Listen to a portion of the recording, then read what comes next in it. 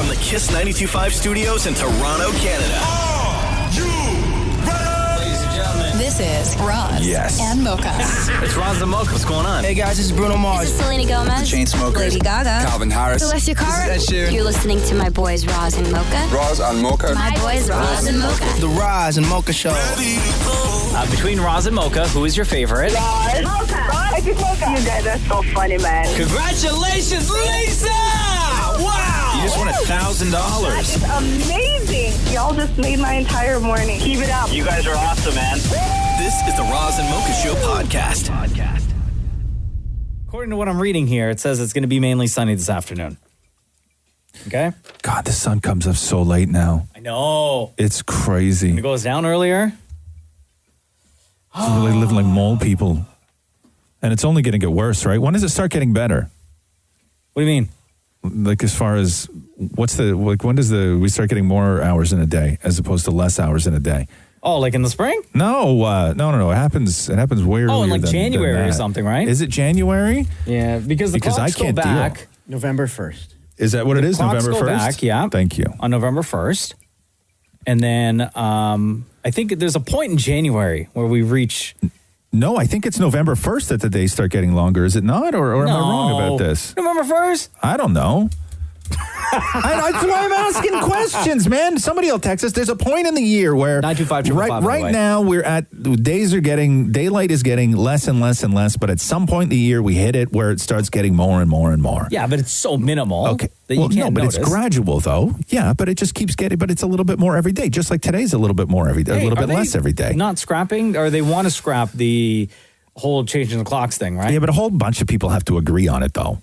Like how many people? Well, you got to get everybody in this part of the world to agree on it. Like, oh, that's easy though. Like just New York State's got to agree on it, I think, and a whole bunch of other places. Have somebody to agree just on texted it. and said the winter solstice. Yeah, when is that? Don't just say winter Days solstice get like we know when that is. on December 22nd. Thank you, December 22nd. If you were to pass the bill where there would be no more of the clock movie backy-forthy kind of thing. Yes, we understand. At what time do you lock it in at? So then it do you would have be to agree to that? It would be where we are right now. Right now. So there would no longer be a fall backwards. So it depends on when they do the vote, because if they wait to do the vote later, then it's then, right? No, you would just start it next year. Yeah, or we just started Yeah. after spring. Yeah, I'm with you on that though. And it's not like it's some big inconvenience in my life. It's just, to me, it just seems unnecessary at this point. That's all. I just want more daytime. I had stuff to do on Saturday morning. Yeah. And I wanted to go outside and do a couple of things. And the sun doesn't come up till like 7:30, man. It's crazy. You couldn't use a flashlight or anything? A flashlight? Like I'm casing the joint. No, that's when my neighbors start calling the police. Do you not have lights You on didn't outside say. You your didn't give place? specifics on what it is you had to do outside. Don't worry about my business. I just had outside stuff to do. Why are you being like so secret nosy? stuff. You're the one It's that not said, secret stuff. I have to do stuff outside. No. And I need daylight or whatever. Listen, when I say I got stuff to do outside, okay, don't start recommending in the neighborhood I live in that I dress all in black and start walking around with a flashlight. I don't know what No, that's how I miss a full day of work. Okay, because I'm dealing with the police at that point. Okay, no, but it gets later and later. What time does the sun go down now, More? I'll let you know. Like roughly. Like around 6 o'clock. Yeah. It's crazy. It's too early. I don't like it. After November 1st, it'll be 5 5 know. o'clock. Yeah. It'll be like 5. Yeah? You can't get dark at 5 o'clock. It's just wrong. I don't like it. Listen. Why don't you start the group chat with everyone that needs to be involved in... You know damn well if I started a group chat on my phone, it would have maybe 4 people in it, max. Okay?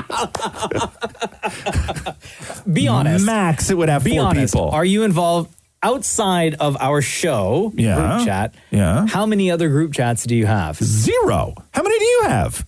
Oh, bro, a lot. Shut up. I have 0. You guys are the only group chat that I'm a part of. I have one other one, the Cousins Club. You have what do you guys discuss at Cousins Club? Cousin Tings? like what are cousin things that you guys discuss? Yeah. What's going? Like, do you discuss? It only blows up on Fridays when we discuss what time we're going to Zoom for Shabbat. Okay. Wow, super lit. Hold on. Okay, I have 1, 2, 3, 4. Name them. 5. The Cousins Club. I have another one on. I have two other ones on WhatsApp. So 6, 7. WhatsApp. Yeah, I don't trust I have anybody one that group uses chat WhatsApp, man. on WhatsApp. Yeah. It's like 20 something people, and it's all people I went to elementary school with. Really? Like, can you Yeah. pay to be in a group chat? You are crazy, man. That is so wild to me. Yeah, You're in a group chat with people you went to elementary school with? Yeah, very active every single day. Holy. Hold on. So I gotta start at the beginning. You got a way 1, better 2, life 3, than I do. 4, 5, 6. Can I join Cousins Club, Maury? What do I have to do to join Cousins Club? Yeah, I'll Is get there you some in sort there. of initiation? No, I'll get you in. No? I mean- Okay. 7. What do I got to do? I got to cook something? I don't have to show up 8. anywhere, though, I right? mean, your name's in there often anyway. Oh, here we Because go. one of the cousins likes Roz. Now I 9, know what 10, you guys discuss on Cousins Club. 11. I have It's too much, man. 12. It's too much. Group chats. I don't have any, and I'm not even lying to you. You could check my phone Do you right. want- I have do you no, want no, but I don't know. Like, how does that even start? How does somebody suggest a group chat, and So, then that's where you all hang on out? my phone right now. I have 13 group chats. Okay, but how does somebody make that move? To me, it seems like a ballsy step to ask your friends if they want to be part of a group chat. Like, to me, because I would I not think be you able just to take start it. I wouldn't be able to take the embarrassment if somebody declined or somebody didn't want to be part of the group Or chat. like left the conversation. Or, left the conversation. After replying to like Exactly. the initial note. Yes. And also for me, there's too much ways that it can go wrong where I'm thinking that I'm emailing one individual and then I actually send it to the group chat and then somebody finds out something that I don't want one of the cousins to find out or whatever yeah. it is. Or then I've ruined Cousins Club and Shabbat. This is the Roz and Mocha Show podcast. Hey, it's Roz and Mocha. Who's this? Hey, it's George. What's up, George? Why does Roz have no group chats? Like, I need to get to the bottom of this. Just out of curiosity, George, how many group chats are you a part of? At least, I don't know, maybe 30? Like, not active. Some have been archived and put away, but at least 25, 30. Okay, but how many that's like active every day? active? Maybe a dozen, give or take. Yeah, it's crazy. Okay, It's yeah, crazy I to me. have active every single day. I have 6 of them. Really? Oh, sorry, 7 of them. 7 active every single day. Yeah, no, I have no group chats, man. Zero. But, like, even for just common stuff, like I have my fantasy football group chat where, you know, we're talking trash or we're trying to negotiate trades or telling everyone how much they suck. Like, stuff like that, normal things. Okay. Why, like, don't you have that in your life? Don't I have what? Friends? Okay. Activities, interests. Like, you just go home to Scarves? Like I don't have those kinds of relationships, man. Okay, how about this? What if Yeah. I add you to one of my group chats? I have one Yeah. with 3 other dudes. Okay. And all we do is talk about and send each other articles, new and old, everything wrestling. See, that's pretty cool. Like, that's something normal. Shem's in the group chat, by the way. Don't get me wrong. I like you. I like Shem. I like wrestling. But what I don't want to do is I don't want to have my phone start blowing up with nonsense from people that I don't know. Like, To me, that's too invasive. Like there was one the other day that somebody in our, actually it was Shem in our wrestling group chat that sent of Stone Cold Steve Austin on Twitter dancing to "Never Gonna Give You Up" by Rick Astley. I'm gonna take a pass on the wrestling group chat. Are you sure? Yeah. It gets pretty lit Thank some you days. though. Thank you for the invite. But I'm gonna take a pass on the wrestling group chat. No, I think that what you're saying, man, is that you're shocked that I don't have any friends. You don't have interest? Like, Roz, like, don't you, like, the wrestling group chat makes sense because, it's a common interest we like to talk about. I have a Simpsons trivia one because we do that. Like, No, this is my nightmare right now. You're describing He's my stressing him out. actual. You're describing my actual nightmare. My nightmare is somebody adding me to a Simpsons trivia group chat. Like that is it's my actual nightmare. But what do you love? No, You but have I to, got like, okay. you can't just I be got scarves and turtlenecks and long sweaters. turtlenecks. Like, Okay, no, I have two good friends outside of this show, and one of them uses a BlackBerry. Yeah. Right? So I don't even think that I'd be able to. Apparently, he still lives in 2012. I don't even think that I'd be able to group chat with him. It's like when my mom had an Android and we all tried to start a group chat, and then she would reply, but I was the only one that got it. Or she would, like, it was a nightmare. Like, my experience with the group chats have been nothing but horrific. Aw, like, dude. yeah. So no thank you to the fantasy football. No thank you to the Simpsons trivia. No thank you to the wrestling group chat, even though I love you, I love Shem, I love wrestling. It's for me, it's a way to manage nonsense. And I've got the level of nonsense in my life down to a number that I like it. And I fear that joining a group chat is going to mess with that number and make me uncomfortable. I know, you seem uncomfortable just talking about it right now. Yeah. Why do you make it sound like a cult? It's just a chat. It's just... Yeah, you sound said every person who didn't realize they were in a cult. You have a point. Thanks, brother. You guys have a good one. Right. Mocha, start a quick kiss group chat for him, please. Yeah. Like, fix his life. Put him on Roz and Mocha, fix their life, and fix Roz's life. Yeah. There you go. Okay, thanks, man. We got to go. Take care, guys. Later, bro. This is the Roz and Mocha Show podcast. Let me run this by you. Realtor.com did a survey, not about mortgages, not about home inspections, not about listing trends, not about staging. They asked people if you believe in haunted houses and would you live in a house that you felt was haunted. Why are you so nosy? Yo, how about you mind your business? Okay? Tell me about the latest trends. Tell me how to properly stage my house. Don't be asking me about no haunted stuff. Okay, so they said that what number would you say people who answered this survey said that they believe that their house is haunted? How many people actually believe that their house is haunted? So you want like a number, not percent? Yeah, percentage. Oh, percentage. Yeah, that's fine. I'm going to say like 72%. 72%, man. Everybody, you know, this is the thing. People who believe in ghosts think everybody believes in ghosts. Maury, what would you say the number is? I was going to say 85. Okay, here we go. No, 13%. There's not as many of you whack jobs in the world as you think there are. That's because the people they asked won't admit it. Oh, okay. How many percent? 13. 13% of people say that they're living in a haunted house. Now, what are some of the signs that your house may be haunted? Oh, there's so many. Oh, like maybe the lights flicker, like they turn on and off. Okay. Maybe they've seen cupboards or doors open on their own. Okay. Yeah.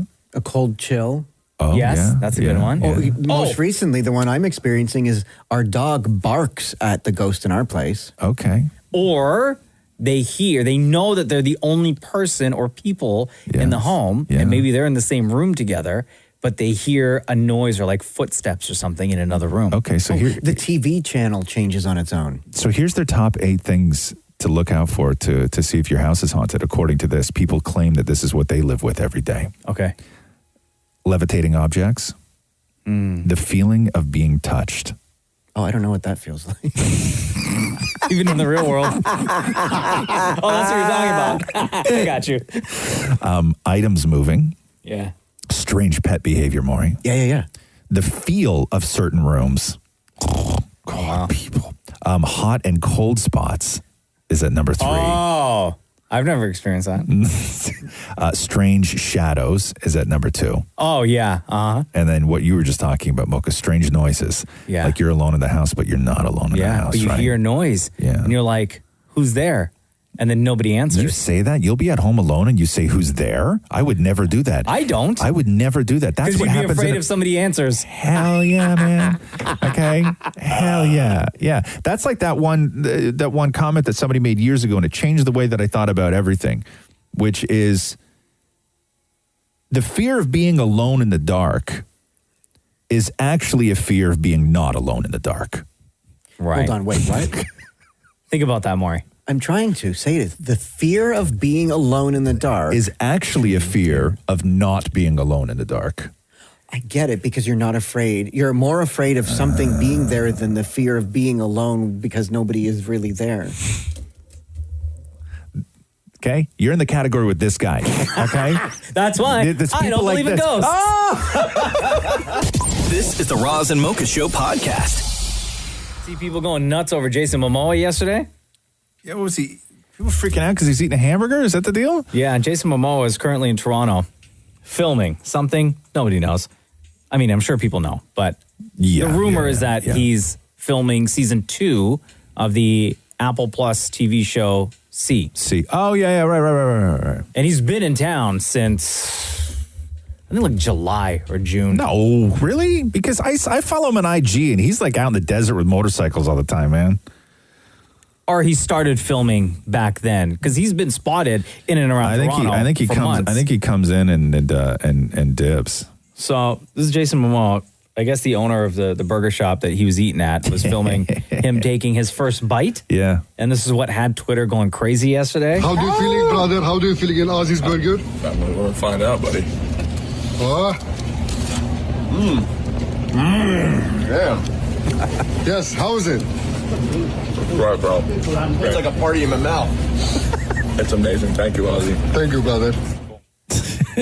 So the reaction to Jason Momoa eating that burger, taking his first bite, and making this noise. Damn.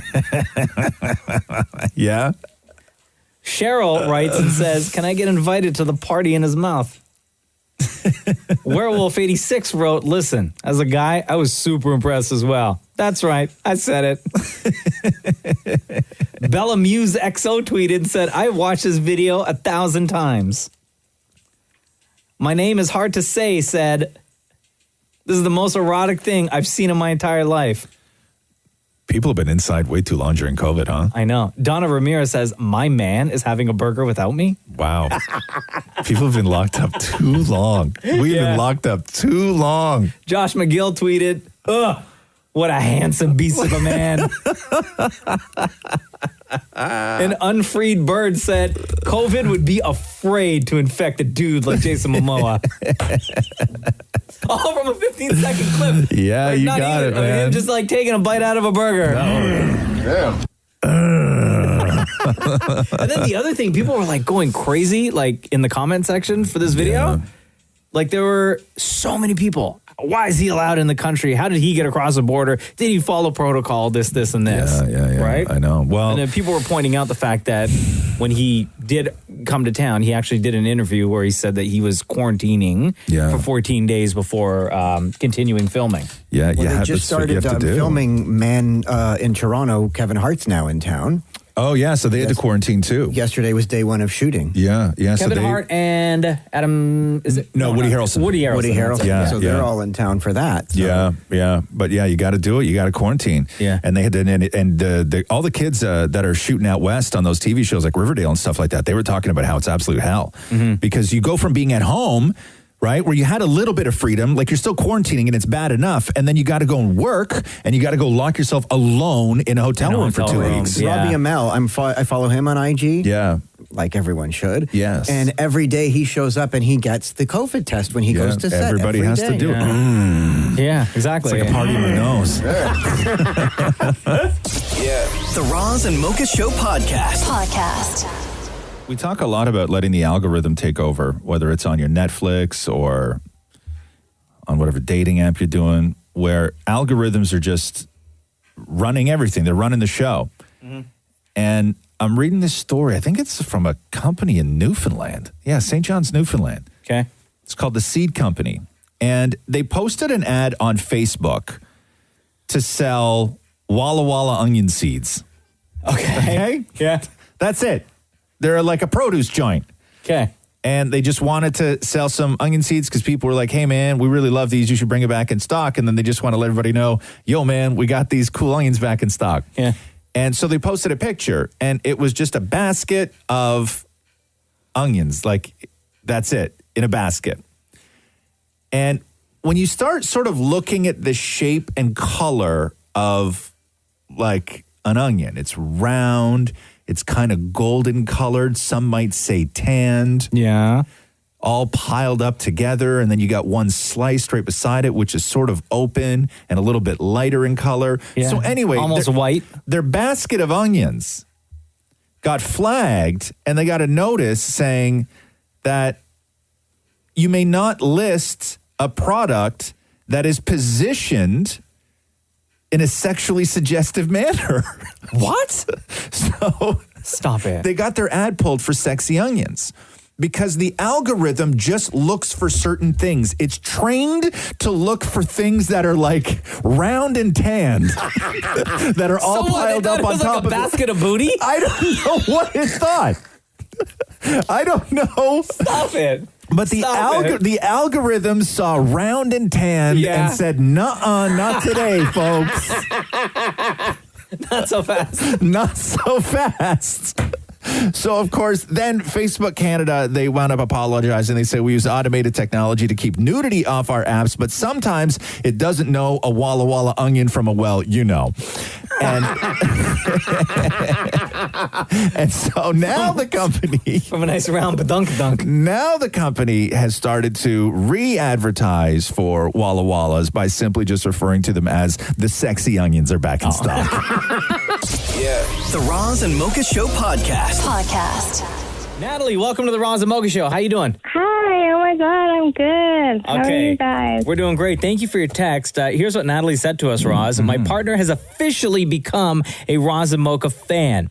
I've heard many stories on your show about partners of fans becoming fans themselves, but I never thought it would happen to me because our interests are just so very different. Turns out by putting your podcast on every time we do long road trips or just generally in the car running errands, it finally caught his interest. He has even compared it to other shows and said they weren't even comparable and not at all funny. I'm crying of joy. So, Natalie, big up to you, and thank you for spreading the word to your partner about the Roz and Mocha Show. Of course. Thank you guys. You guys are so awesome and hilarious. So it was easy. I just had to put you on, and eventually I think it wore him down. And you guys are pretty hilarious, so it wasn't that hard either. I got a message. We should get this guy on. I got a message from somebody who was in this exact same situation where his wife was a fan and he wasn't. Okay. And they used to fight about it because he was he wasn't a fan of the show. Okay. And then he started listening, and he started listening in secret.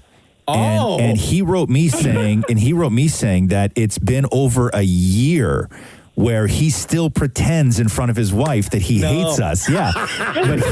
but he listens secretly. Yeah. So, Natalie, is your partner, like, do you guys listen together now, like, consistently, or is your partner listening to the show independently? I think we just listen to it together. Do you listen to it? Yeah. He's right here, but he's not really saying anything. Oh, that's okay. Yeah, that happens. So, like, you guys, like, talk about the show and stuff? Yeah, well, I mostly do. I'll be like, oh, today I heard on the Roz and Mocha Show. Like, I say that all the time. Like, I learned on the Roz and Mocha Show. Like, even to my family. I'm like, oh, on the Roz and Mocha Show. Yeah. So, how long have you been listening versus how long he's been listening? Oh, I think I've probably started listening in 2015. Oh, wow, okay. When I started after school, and I started actually working, commuting in the morning. Yeah.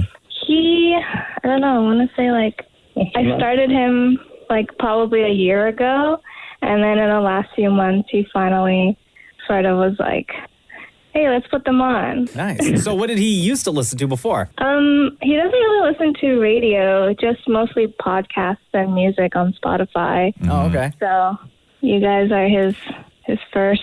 I like when people say that they started somebody on it, and then I started him on your show, as like we're a diet or some sort of like treatment. Keto. Yeah, you are.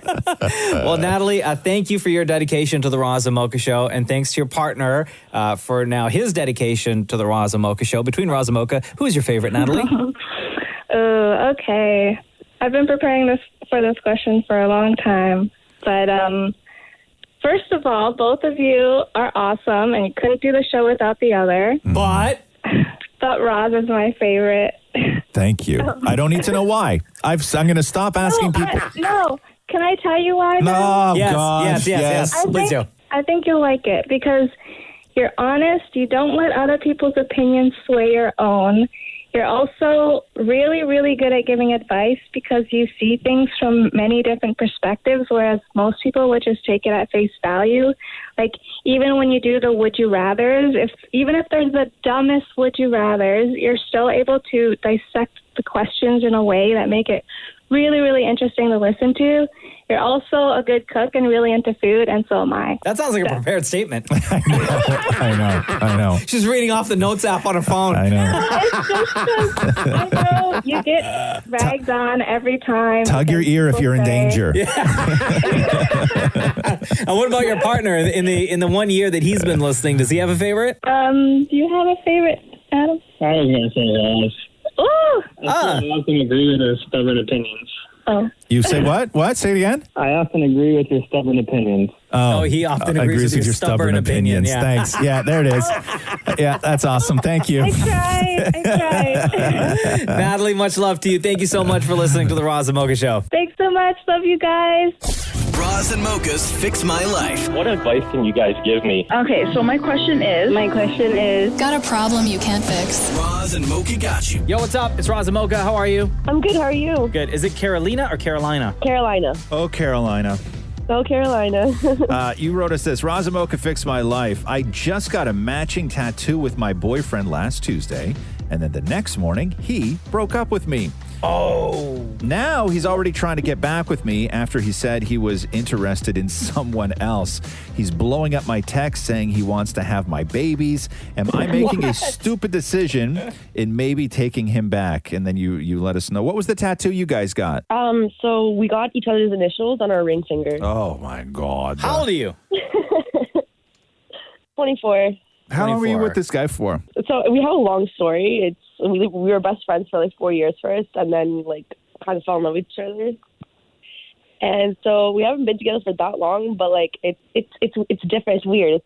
It's real. Sorry. So you said best friends for 4 years. What made each of you want to take the leap and turn this into boyfriend-girlfriend territory? I mean, he caught feelings first, obviously, and then I don't know. And then something happened. I caught feelings, and we just thought it was right. And during this time when you guys are best friends, you had boyfriends, he had other girlfriends? Yes, of course, yeah. So it sounds to me like he is extremely used to just having you always there regardless of what he does. Oh, I never thought of it that way.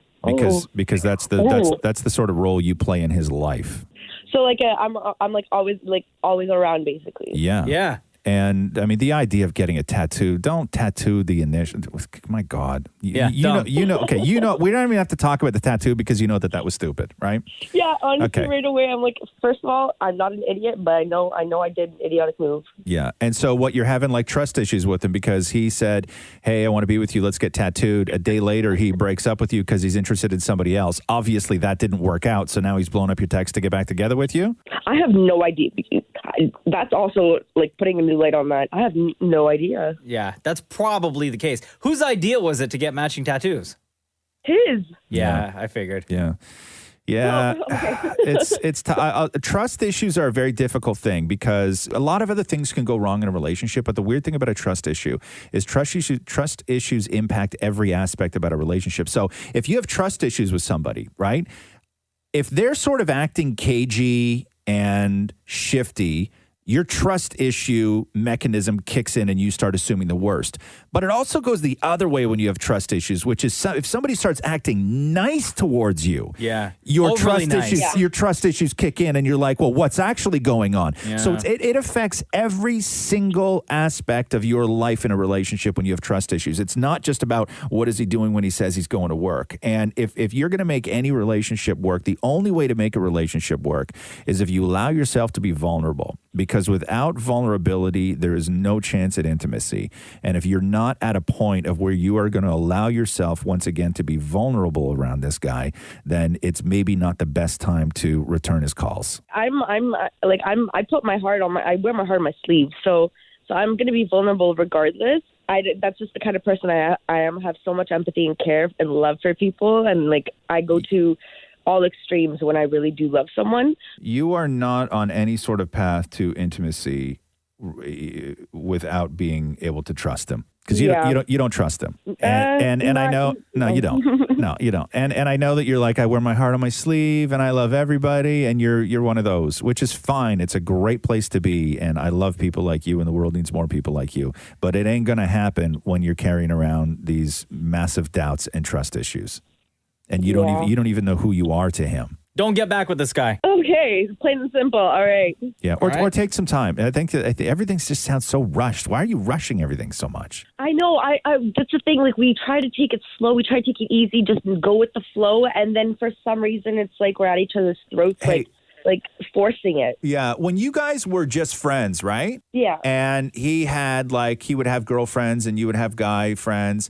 During sort of down times while you guys were just friends, would you mess around? No. That's the thing. We never did. And then once we actually did, that's when, like, the love started. Would you talk about messing around, though? No, it would be a really touchy subject because I just didn't want to fall for him because I kind of knew what kind of guy he was, but I thought maybe... Okay, hold on a second here. What kind of guy was he? I mean... like a little bit of a player. Oh my God, Carolina. Surprise. I mean, I thought, you know what? Everyone wants to think there's a difference. Okay. So I was that dumb one that's like, So what did you think, though? That you were going to be the one to change him? Yeah. No. Oh my God, Carolina, take time, okay? Just... do your own thing, man. Take time. You take time. This ain't for you. You knew it even before you boyfriended this guy. You knew it. I know. You knew it. Not saying this is your fault, but... Are you just like super flattered because he finally picked you? And be honest. No, well, kind of, yes. Yes, exactly. See? Yeah, exactly. Damn it, girl. Okay. All right, yo, stay away from this guy. Okay. All right. Not the news I want to hear, but yeah. What did you think we were going to say? You've heard this show before. Come on now. We don't stand for this. I know. That's why I wrote in, so that you guys knock some sense into me. Okay, we're going to check back in with you real soon, though, okay? Okay, sure. All right. Okay. Love you, girls. Love you too, guys. Thank you. Roz and Mocha's Fix My Life. On Kiss. Apparently, they say men who can perform more than 40 push-ups are far less likely to develop heart disease. A new health report suggests that middle-aged men who can perform more than 40 push-ups in one try... Not like one a day for 40 days, bro. Okay. Have a 96% reduced risk of developing heart disease. I wish I could do 40 push-ups, and I'm going to be honest with you, there's no way I could do 40 push-ups. You think you could do like 10? No. Oh. 5? Like actual like proper push-ups? Yeah, like chest pretty much to the ground. I would be I would be shaky by about 7. Really? Yeah. Absolutely. Yeah, I could not do 40. There's no way I could do 40. Not with that attitude. No. Well, if you practice every day. Well, look, yeah, but I can do one a day. Yeah. Right? No, if you practice every day, I guarantee that you could get up to 40 push-ups by the end of the month. Who has time to practice push-ups every day? Bro, nobody does. And if you do, you're not nearly busy enough. You could find like 2 minutes in your day to do 10 push-ups. Nope, I have no 2 minutes for push-ups. You don't have 2 minutes. No, I have a lot of 2 minutes. I have a lot of 2 minutes in my days. Yeah, you don't have like a 1-2 minute interval. Nope. That you could drop and do 10. No, because then what happens is I'm going to get sweaty, and then everything else that I have to do after that 2 minutes, I have to then go and like change my clothes and take a shower and. Okay. What? New idea. Yeah. Okay. So you have a 2 minute window. Okay. What if you practiced? Yeah. Naked. Yeah. In the shower? And then that way, you're not ruining your clothes. Nothing's getting wrinkled. Nothing's getting dirty.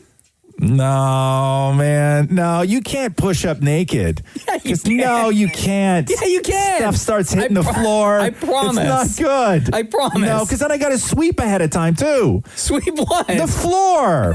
What if it's in the bathroom?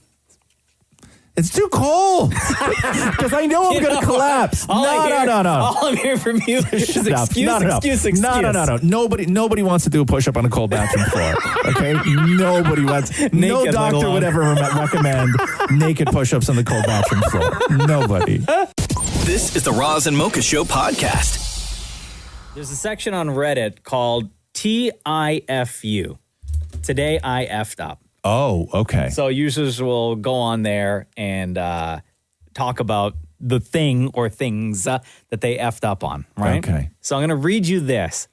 And I don't know how true any of these stories are, but this one seems like it's rather possible. It almost doesn't matter to me when I see these things, whether they're true or not. Okay, so this person wrote and said, I thought it would be funny to put a Bluetooth speaker in the ceiling and play sounds of cats over it. This is at this person's work, by the way. Oh, okay, at work. I found an 8-hour video of cats meowing on YouTube that was perfect. I paired an old phone to the speaker, tossed the phone in a drawer of an empty desk, and tucked the speaker under a ceiling tile. It was perfect. You could only hear cats if you listened real close. Oh my God. It sounded like there was a cat in the ceiling, but you really couldn't tell exactly where it was coming from. I went to my office, got busy with work, and forgot about it until I went for my break. I walked into the break room and several people were talking about the cat that must be in the ventilation system. I chuckled to myself while I grabbed my coffee and made a loop through the accounting department to see if there were any more people talking about the cats in the ceiling. To my horror, half the ceiling tiles were removed and there were 2 maintenance men on ladders looking for the cat. They were real close to the speaker, but hadn't found it quite yet. I just reversed out of there and went back to work. They eventually found the speaker, and shortly after, everyone got an email from the big boss reprimanding the guilty party and asking for information on the culprit. I caused the entire accounting department to be shut down for 3 hours by making them think there was a cat stuck in the ceiling. Yeah. Several of my coworkers don't believe that it was a prank at all, even still. They think the maintenance people lied about it being a prank and that management made it up to get people back to work and are planning to set out traps and poison to kill it. Oh my God. One person claimed they absolutely heard the cat, and I S you not, a couple of them claim they still hear it. So here's part of the reason why I don't fully believe it. Right. This person never said where they were, right? Well, of course not, though. You wouldn't, though. Never said, no, like where in Canada or the U.S. they are. Right. So I'm assuming when you post in this section, today I effed up, is something that happened today, like in the moment. This could have happened years ago because people are all working from home. Right? So how many people are in this particular office building? He said he walked into the break room to get a coffee. People were talking, the accounting department, this and that, right? So this could actually have happened, and this person failed to write that it happened pre-pandemic. Right. So it wouldn't have been today. It would have been at one time. At one time. Yeah. Interesting. Right? Sounds like an episode of The Office, I'll tell you, people get bored, though. You know, people get bored, and they just need to let off some steam. And how else do you do it in an office? Like, you can't let off steam when you're at work. And this is just one of those dumb ways that maybe you had a bad day and you can get back. It's harmless at first, right? You just think it's harmless. Another part of me fully believes this because I don't know if you guys remember when we used to be on a different floor in this building and we had an office. Yeah. Do you guys remember that time there was like a weird noise coming from the ceiling and like I was the only one that would ever hear it? Yes, that's right. But I never paid any attention to it because you had crazy dreams and you believed in ghosts and like all this stuff. So I never paid attention to you and the noises in the ceiling. And it was, it kept going. Yes, I remember. And every now and then, right? Yeah. But it only happened when I was in the office. Right. And you guys weren't sitting there. Never heard it. So here's why I kind of believe this story that I read on Reddit. Okay. Is because one time when I was in the office and you guys weren't there. Yeah. And I heard the noise. And then the office directly, I guess it would be behind ours. Yeah. Nobody was occupying it and they were using it as storage. Right. And I heard like rustling like in the ceiling. And I walked over to that office and I caught the person who had put a phone up into the ceiling and they made their ringtone that noise. No. So somebody else, their co-conspirator, was calling the phone when I was in the office by myself. No. Yes. And I was like, what are you doing? I caught you red-handed. Yes, Really? Dude. Absolutely. Oh, interesting. Wow. I didn't think anybody disliked you that much. Hey, come on now. This is the Roz and Mocha Show podcast. Yesterday we had on Nathan Apodaca, who was the longboard, skateboarding, cranberry juice drinking, Fleetwood Mac loving superstar. Yeah. And he's just so humble and so wonderful. And we had said to him that the reason that everybody just loved him and loved his video and why his sort of moment of fame is carried on for so long is because it just did nothing other than make people happy. That's it. It just, people smiled and they felt good. Do not tell me that No, the man, story changed. no, it doesn't at all. It Okay, good. does change. It does change, but in the best way possible. So, Okay. so to the business now. So he did it to Fleetwood Mac's Dreams. We all know that, right? Yeah. Which was released in 1977. Since his video went viral, Dreams is now number 1 on iTunes. Wow. And Fleetwood Mac's Greatest Hits album is number 5 on iTunes. Wow. So far, since his TikTok went viral, on streaming services, Dreams has been streamed 8 million times. What? And last night on the BBC, they interviewed Nathan and introduced him to Mick Fleetwood. No. Yeah. So here, play. You have a clip there. So he obviously did not know because I'm sure they told him. I'm sure they told him ahead of time. But it's just a really sweet moment, and Mick Fleetwood is just in general, just in genuine awe of Nathan. It's real great. Mick Fleetwood. Mick Fleetwood, welcome to the program. Say hello to Nathan. Hey. We owe you, and it's such a celebration of everything. I've heard you talking about it, and it's so joyous and fun, and I was just led right into it, and people around me were going like, from Dad, you got to do this. It's so cool, and so we did it, and here we are talking. And I just want to say, outside of Fleetwood Mac, we owe you, and I'm so happy to be part of it. And congratulations on a wild, wild skateboard journey that has led us to talking today. Thank you for going out and making your own TikTok, making your own TikTok account. Just everything that you guys did, the band retweeting it and everything, you know what I mean? It's amazing that you would just go out and take the time to do that, you know what I mean? Like I said, I feel blessed and I appreciate you. It's just awesome. And in the background, Nathan's sitting in his trailer, and you can see something kind of going on behind him. And then they ask him about it, and it was Nathan's daughter, who's like a huge Fleetwood Mac fan, like trying so hard to like look at the monitor, but like not be in the shot. And it was really great. But these numbers are incredible, man. It is just so wild what one TikTok could do. That if it takes off, Dreams 8 million streams since his TikTok went viral. That's a lot of money right there. That's a lot of money. So when Mick Fleetwood, number 1 on iTunes right now. When Mick was saying, we owe you, because he said we owe you like 3 times, right? When he kept saying we owe you, we owe you, we owe you, he never necessarily said exactly, because that bank account is going up right now in the past week and a half that this video went viral. Dude, the song was released in 1977. It's number 1 on iTunes. Yeah.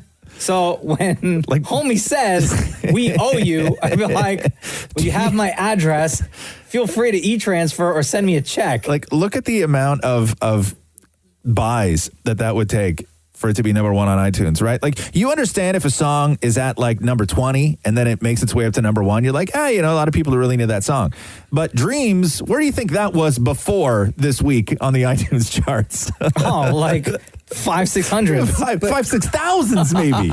Who's allowed to give permission to give the money? Like the writer of the song, because it was written by Stevie Nicks. So does she have to give permission? Yeah, I mean, there's definitely a publishing aspect to it. To that. No, she's not. That's why Mick Fleetwood's on TV and Stevie Nicks isn't. This is the Roz and Mocha Show podcast. Good long weekend, huh? Oh, it's gorgeous. I thought of, because that all started the way Gurja started with the Irma Gerd, right? Totally. The Irma Gerd girl. The Gersberms girl, right? Totally. So we thought yesterday, Catherine thought of the best way, almost the most impossible way to do that. The meme was, there was a meme about a girl, she had braces on, she was like a young teen girl, right? She had like a bunch of Goosebumps books in her hand. Right. Maggie Goldenberger. Thank you. She had a bunch of like Goosebumps books in her hand, and then somebody captioned the meme, Irma Gerd Gersberms. Yeah. Right? Yeah. Irma Gerd. Gersperms, my favorite Burks. Yeah, Gersperms, my favorite Burks.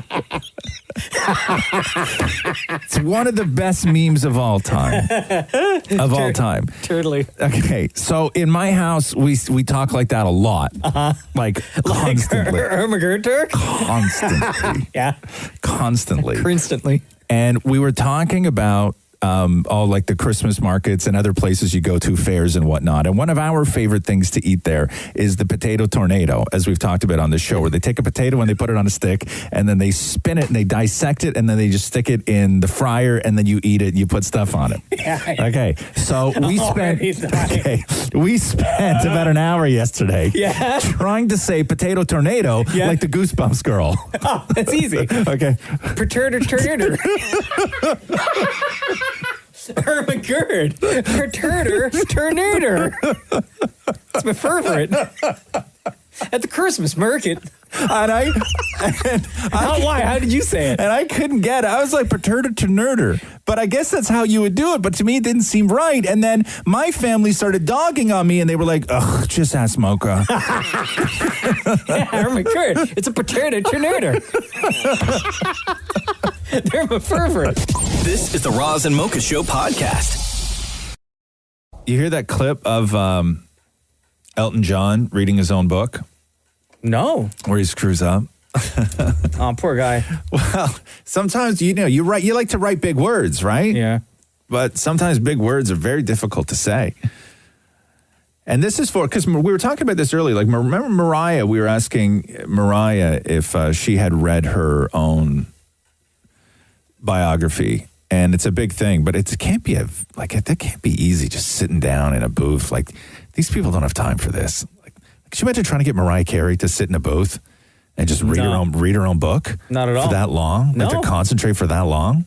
Like, what a nightmare that must have been. Like, how many breaks did she need? Like, how long? How many days? How many days you honestly think? Well, that's the thing, because it's not just like reading a book. Like, you have to read the book. Like, you're narrating your own book.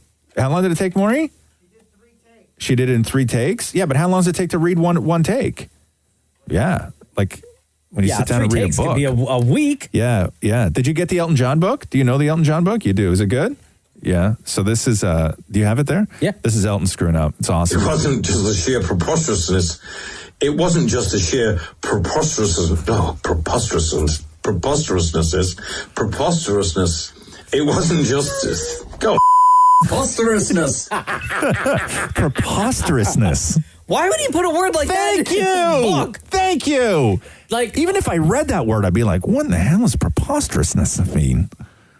I think if you can't say the word, you shouldn't put it in your book. No, it's unfair for people. Fans, right? It's unfair. If you yourself can't say the word, you should not have that in your book. If Elton John is not going to rhyme preposterousness in one of his songs, he should not use that word in his book. Yeah, if he wouldn't use it in a song, don't use it in the book. Yeah, your fans wouldn't appreciate it at all.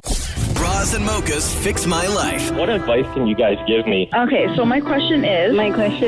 Got a problem you can't fix. Roz and Mocha got you. Hey, Christina, it's Roz and Mocha. Hi, how are you? Good, how are you today? Very good, thank you. Christina, you wrote us this. Fix my life. I have major trust issues. I recently lost 95 pounds and I'm feeling so good about myself. Hey, yo, that's amazing. Thank you. He said, I'm back into the dating world again, but I have major trust issues. My dad cheated on my mom, and since then, I feel like I'm just not able to trust the guy that I'm seeing. Whenever we are chatting and I hear a text come through, I immediately assume he's talking to another girl. I'm seeing an amazing guy who lives 3 hours away that makes the trip down to see me every couple of days, yet I still have these awful feelings that he's seeing other girls. I just need advice on how to get out of my own head. Oh, girl. I know, it's crazy. Does your new man know that you have trust issues? I've let him know, yeah. How did you let him know? What did you say to him? I let him know about my parents' relationship and that I kind of struggle sometimes. Mm-hmm. And the other day, actually, he was on his way home from my house, and I randomly we met on a dating app. I went back on the dating app to kind of look at his pictures, and I saw on his location that he was nowhere near where he said he was. And literally, he was like 2 hours away from where he said he was supposed to be. So I brought it up to him, and he said that he wasn't, obviously, right? So I've already kind of let the cat out of the bag that I'm a little crazy like that. Wait, so you guys met through a dating app? Yes, we did. Okay, and so his profile's still active? Yes, it is. Okay. Is yours? Yes, it is. And what, you track him when he's not around you? No, I wouldn't say I track him at all. Okay. I went on Well, his... no, you do. like, You do. Was this the first time, this time that you're telling us about, was this the first time you've tracked him? Yes, honest to God. Okay. Honest to God, yeah. Is this the first time you've done any sort of snooping whatsoever? No, God, no. Okay. What have you done? Have you gone through like emails and texts and stuff? Oh my God, no! I wouldn't do anything like that. I just mean like on his Facebook. Like I've gone, like I know who his ex-wife is, and I've been like that kind of stuff. I've never like touched his phone or anything like that. I'm not that. Oh, crazy. okay. So you just like looked into his history. His history, exactly. Yeah. Okay. Yeah. You're carrying these sort of, I don't even know, feelings of insecurity and cheating and all of this stuff. It seems to me like it's more based on what's going on inside your head as opposed to his particular behavior, right? I agree. Like, I agree. would you say that he's given you a reason to doubt his loyalty? The only thing that kind of bothers me is that when he is here, like if I walk away into the kitchen or whatever, like he grabs his phone immediately, and then when I come back to the kitchen, he like puts it away. And I'm like, hey, to me, I'm like, hey, you're doing something that you can't do when I'm kind of sitting right beside you. Like that, it's that kind of stuff. That bothers Or could me. it just be the fact that you get up and walk away and he like checks like Instagram or like Twitter or something? So he's not doing it. Well, yeah. Yeah, and then when you come back and you sit down next to him, he puts his phone down because he doesn't want to use his phone when he's with you. It's true, and that's exactly what it is. It's my own. It's my own head. Okay, I will say you got a lot of stuff going against you here. You're coming into this thinking that every guy that you're going to date is going to be your father who's going to cheat on you. Okay, that's like a whole. You can't expect anybody to deal with that. That's a new relationship. Okay, that is way too much. You gotta figure out how to deal with that by yourself. And you can invite him into the process. You can let him be a part of it, but he's not the one who's going to have to try and fix it by doing things that appease you when nothing is actually happening. The other thing I'm going to say is it's never going to be anything that you want it to be while your profiles are still active on dating apps. Agreed. It's not going to happen. Like, are you guys exclusive, or do you have those apps still, or your profiles active on those apps because there's a potential of meeting other people? It's only been like a month, so we haven't really had it hasn't been that long, and we haven't really had the "Are you my boyfriend? Are you my girlfriend?" kind of conversation yet. And I haven't asked him to turn his off, and I haven't turned mine off, so we haven't really had that conversation yet. So if you get messaged by a guy on the dating app, do you write him back? I'm not actually like swiping on them. So why don't you delete yours? I will. That's true. I should. Yeah, like There's here's no the reason thing. why I need to have it open. You're sitting here going, I don't know if I can trust this guy, and I got a lot of stuff, and I check his dating app. But like, what if he leaves you, and he's like, God, man, why didn't she just I'm fine to delete it, but I feel weird because she's talking about trust issues, but yet her app is still active. Like, what's going on with this? Yep. Okay. As soon as I get off the phone, I'm deleting it. But it's not just about you. Like, you have to, if you want to build something with this guy, this has to be a conversation that you guys have as a potential couple, like as people who want to move forward together, that you are both willing to do the things that make each other comfortable and to reassure each other and to make sure that there's no feelings of dread as soon as they walk out of the door. Like, you guys have to do those things for each other if you want to build a solid relationship. Right. That's fair. And then you're going to find out, if you say to him, hey, listen, I like where this is going. I really, really do. What if we both decide that we just suspend our accounts for the duration of while we're trying to figure out who we are, because I really like you and I like where this is going and I'd like it to actually be a thing that lasts longer than a month. But I got all these trust issues that I talked to you about. They're not your problem. You don't have to try and fix them. But there's just little things that I need. And this is not a big step. I mean, he kind of gives me that reassurance all the time. Like, he talks about, his birthday in December and, Christmas and New Year's. Like, he's already doing those kinds of things to make me feel comfortable. So it's 100% me and my insecurities, for sure. Mm-hmm, yeah. mm-hmm. And I address it, and I understand it's me. It's something that I need to work on personally. Maybe I need to see somebody and talk to somebody about it, but it's definitely a me issue, not a him issue. And I totally acknowledge that. Mm-hmm. So you know what to do. Yeah. Does that help, Christina? 100%. You guys are the best. All right, girl. You take care. All right. Talk to you later. Roz and Mocha's Fix My Life on Kiss. PlayStation 5. Everybody freaking out over PlayStation 5. Baby! Right? Now, November 12th is the launch. And if you want to know what the PlayStation Live sounds like when it's booted up, when it's started up, it sounds like this. Oh, yeah. Oh, yeah. So, RIP to this. This is the PlayStation 4, by the way. Oh. Guys, I have some exciting news. Which is what? I got a confirmation email from Best Buy. Shut your mouth. Because you know how I was like, I got boxed out completely with pre-ordering the PS5. Yeah. Couldn't get it anywhere. Walmart, Best Buy, Amazon, EB Games, everywhere.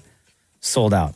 I got a confirmation email from Best Buy. Yeah. That states, added to my cart, will be shipped. No. The extra controller and the charging, the controller charger, the dual. Didn't this happen to you once before? Yeah. So getting shipped to my house after November 12th will be a PS5 controller and a charger for two controllers. What will not be shipped to my house after November 12th is a PS5 at all. Come on, you poor thing, man. You always get screwed. Didn't you get screwed with the iPhone too? Like, didn't you? Like, there was a mix-up. Like, something happened. There was one year when I ordered the new iPhone along with the accessories, and like everything else showed up except for the iPhone. Right, you opened the case. Yeah, I got the case for it. And then the phone shut up like a week later. Man. This is the Roz and Mocha Show podcast. Hey, Maury, come on in here. Did you see Maury's mask? Huh? Yeah, look at this. What? Next level. Yeah, look at Maury's COVID mask. What is that? Looks so gross. What is that? What mask is that? Explain that to people. First of all, it's all bunched up. You got to pull it down a little bit. It looks weird. It looks weird. It looks weird. What is that? It's the bottom. What material is that anyway? It's like spandex. It's like spandex. It's like fake silk. Yeah, it's like bra material, right? That's what it looks like. It looks like a little bit. Yeah, it's like bra material. I wouldn't know. Okay, so what more? Okay, hold on here. I wish that you could see the way that you're contorting that. So is that mask my face? The bottom of my face? Yeah, it's the bottom of Roz's face. No, it's not. Yeah, and what did you say earlier? Oh! What did you say? I said it looks gross. Oh, no offense. Like, I know your mouth doesn't look gross. Just the way the mask is fitting on Maury's face. Yeah, it looks weird. Because it's all bunched up. I'm trying to fit a massive face on my small face. It's not proportioned properly. Yeah, this is what would happen if Maury actually tried to wear my face as a mask. Hey, could you sue him? No. Why not? Why couldn't I? Because you're using his image without his permission now. I'm not selling it. I turned it into a mask. Where'd you get that picture? Google. Google. Who took the picture? Probably Catherine. Yeah, no, you can't. She owns that. She owns that. She could sue you. Catherine could sue you. Yeah. I couldn't sue you. Best of luck with that. Look at the way his face is now. Now it's like smiling at me. It's super weird. Why would you do that? Like, just as a goof? Yeah, I was thinking. First of all, I ordered it forever ago, and it was. Did you wear that in public? I just got it yesterday. Oh. This is the first day? It is like falling down. It's like... Yeah. It keeps slipping off your nose, It's which like, is weird. You know, every now and then when you get one sock where the elastics on the top don't work right, and it starts slowly creeping down your ankle, and then when you cross your legs, it goes shoe, sock, leg, pants, right? You know that embarrassing look? Yeah. That's what it looks. That's what this mask looks like on Maury. Like it's sliding off you. It's almost like it's melting off you. Well, it's so slippery. Look at even my fake face doesn't want to be that close to you. It's trying to get away. How much did you pay for that thing? $45. Oh, what? my God. Can I just tell you? So over the weekend, Drake, the on his OVO store, was releasing these black OVO masks for $22. Like they sold out immediately. I couldn't get one. Yeah. They were $22. And Maury, yours, which is made out of some weirdo material that won't even stick on your face, costs how much? $45? $45. You have to pay for shipping too? $45 US. $45 US. Oh my God. But you probably bought this at the very beginning of COVID, right? Where everything was expensive. There was like 3 people making masks in the entire world. And you finally got it. Oh, congratulations. It looks great. It's super weird. It's super weird. Yeah. The Roz and Mocha Show podcast. You know me and Kate Hudson and Matthew McConaughey. Love them. Love them. Yeah. How to Lose a Guy in 10 Days is quoted in my house more than any other thing. Yeah. Like daily. Nice. And so Kate Hudson was on with Gwyneth Paltrow. First of all, those two together is my ultimate dream. I love both of them so much. Yeah. Gwyneth Paltrow's so weird. She's the best. She's almost a troll, but like not. Like she's so serious in what she does that you like can't an ironically trolling? Yeah, it's wild. But then it turns into something she's not. serious. She's just doing her thing, but people get so angry at her that she just comes off like an unintentional troll. Like it's really wild. People I got no get problem so with her. fired up about Gwyneth Paltrow. But they were talking about kissing in movies, and the topic came up of who was your best on-screen kiss. Oh, okay. So listen to this. Who was the best That's Gwyneth. on-screen kisser? Honestly, I feel like I've kind of haven't had the best kissers. I feel like I should have had better ones. Oh, no. The thing is, every time I kiss McConaughey, it's like there's just something happening and there's like snot or wind. Or Oh, no. Things are just... like when we were kids, like in the end of Fool's Gold, we're like in the ocean. We like had the plane crash, and it was he had just had snot all over his face.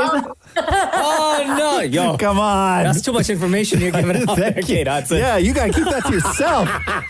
That starts changing the way I watch your movies. No, that sucks. You can't do that. That sucks. You can't blow that for me. Like McConaughey.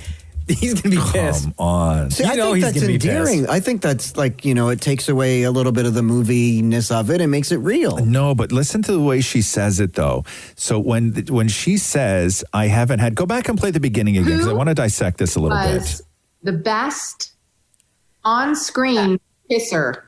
Honestly, I feel like I've kind of haven't had the best kissers. I feel like I should have had better ones. She says, she doesn't say I haven't had the best kissing experiences on film. She says, honestly, I haven't had the best kissers. So like in general, okay, in life. Now, if she said I haven't had the best experience kissing on screen, that could be because we're in the water, because the wind is blowing, everything else. She says I haven't had the best kissers. So her on-screen meaning it's kisses, the individual's fault, not the circumstance, not the circumstances so the that they're kissing in. on-screen kissers get lumped into her everyday life kissers. No. She's talking about on screen. Okay. But then she goes on to say there's always something weird going on where there's like a wind or it's a plane crash or it's a whatever. Not Matthew's fault. Maybe it was the situation he was in. But she didn't say, listen to me, this is why I'm defending Matthew McConaughey and his kissing ability, even though I have no basis on this whatsoever.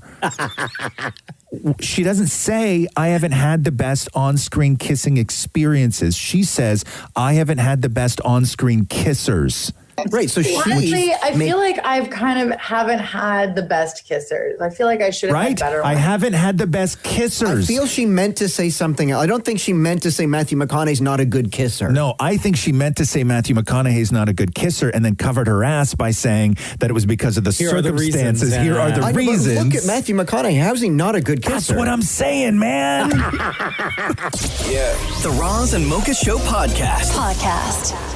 Just watching the John Legend performance from last night at the Billboard Music Awards. Yeah. Heartbreaking, man.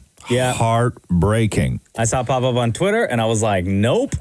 All I heard was he said at the beginning, he was like, this is for Chrissy. And I was like, off. No, thank you. Bro. I know what this is going to be about, and I'm not even going to.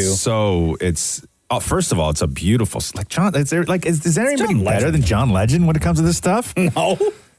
Like I was trying to think of who's the comparable right now to John Legend? Who would that be? Like Alicia Keys, maybe?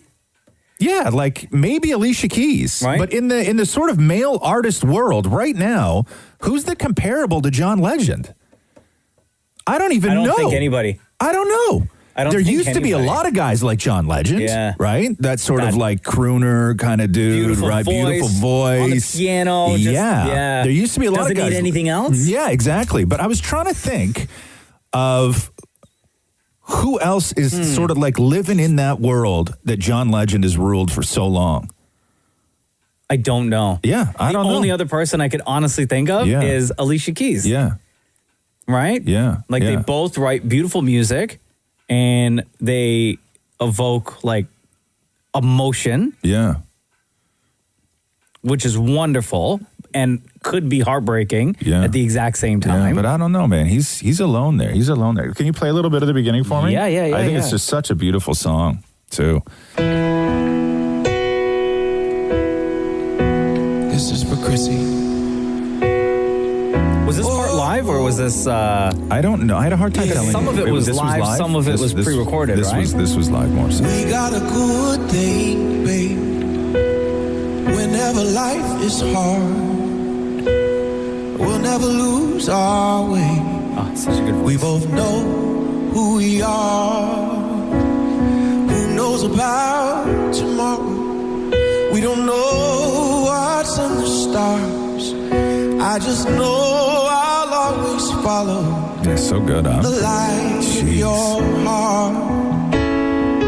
Now I wonder if he told Chrissy that he was singing the song or if he was like, just watch, it's a surprise. Yeah. It was written in 2019. And then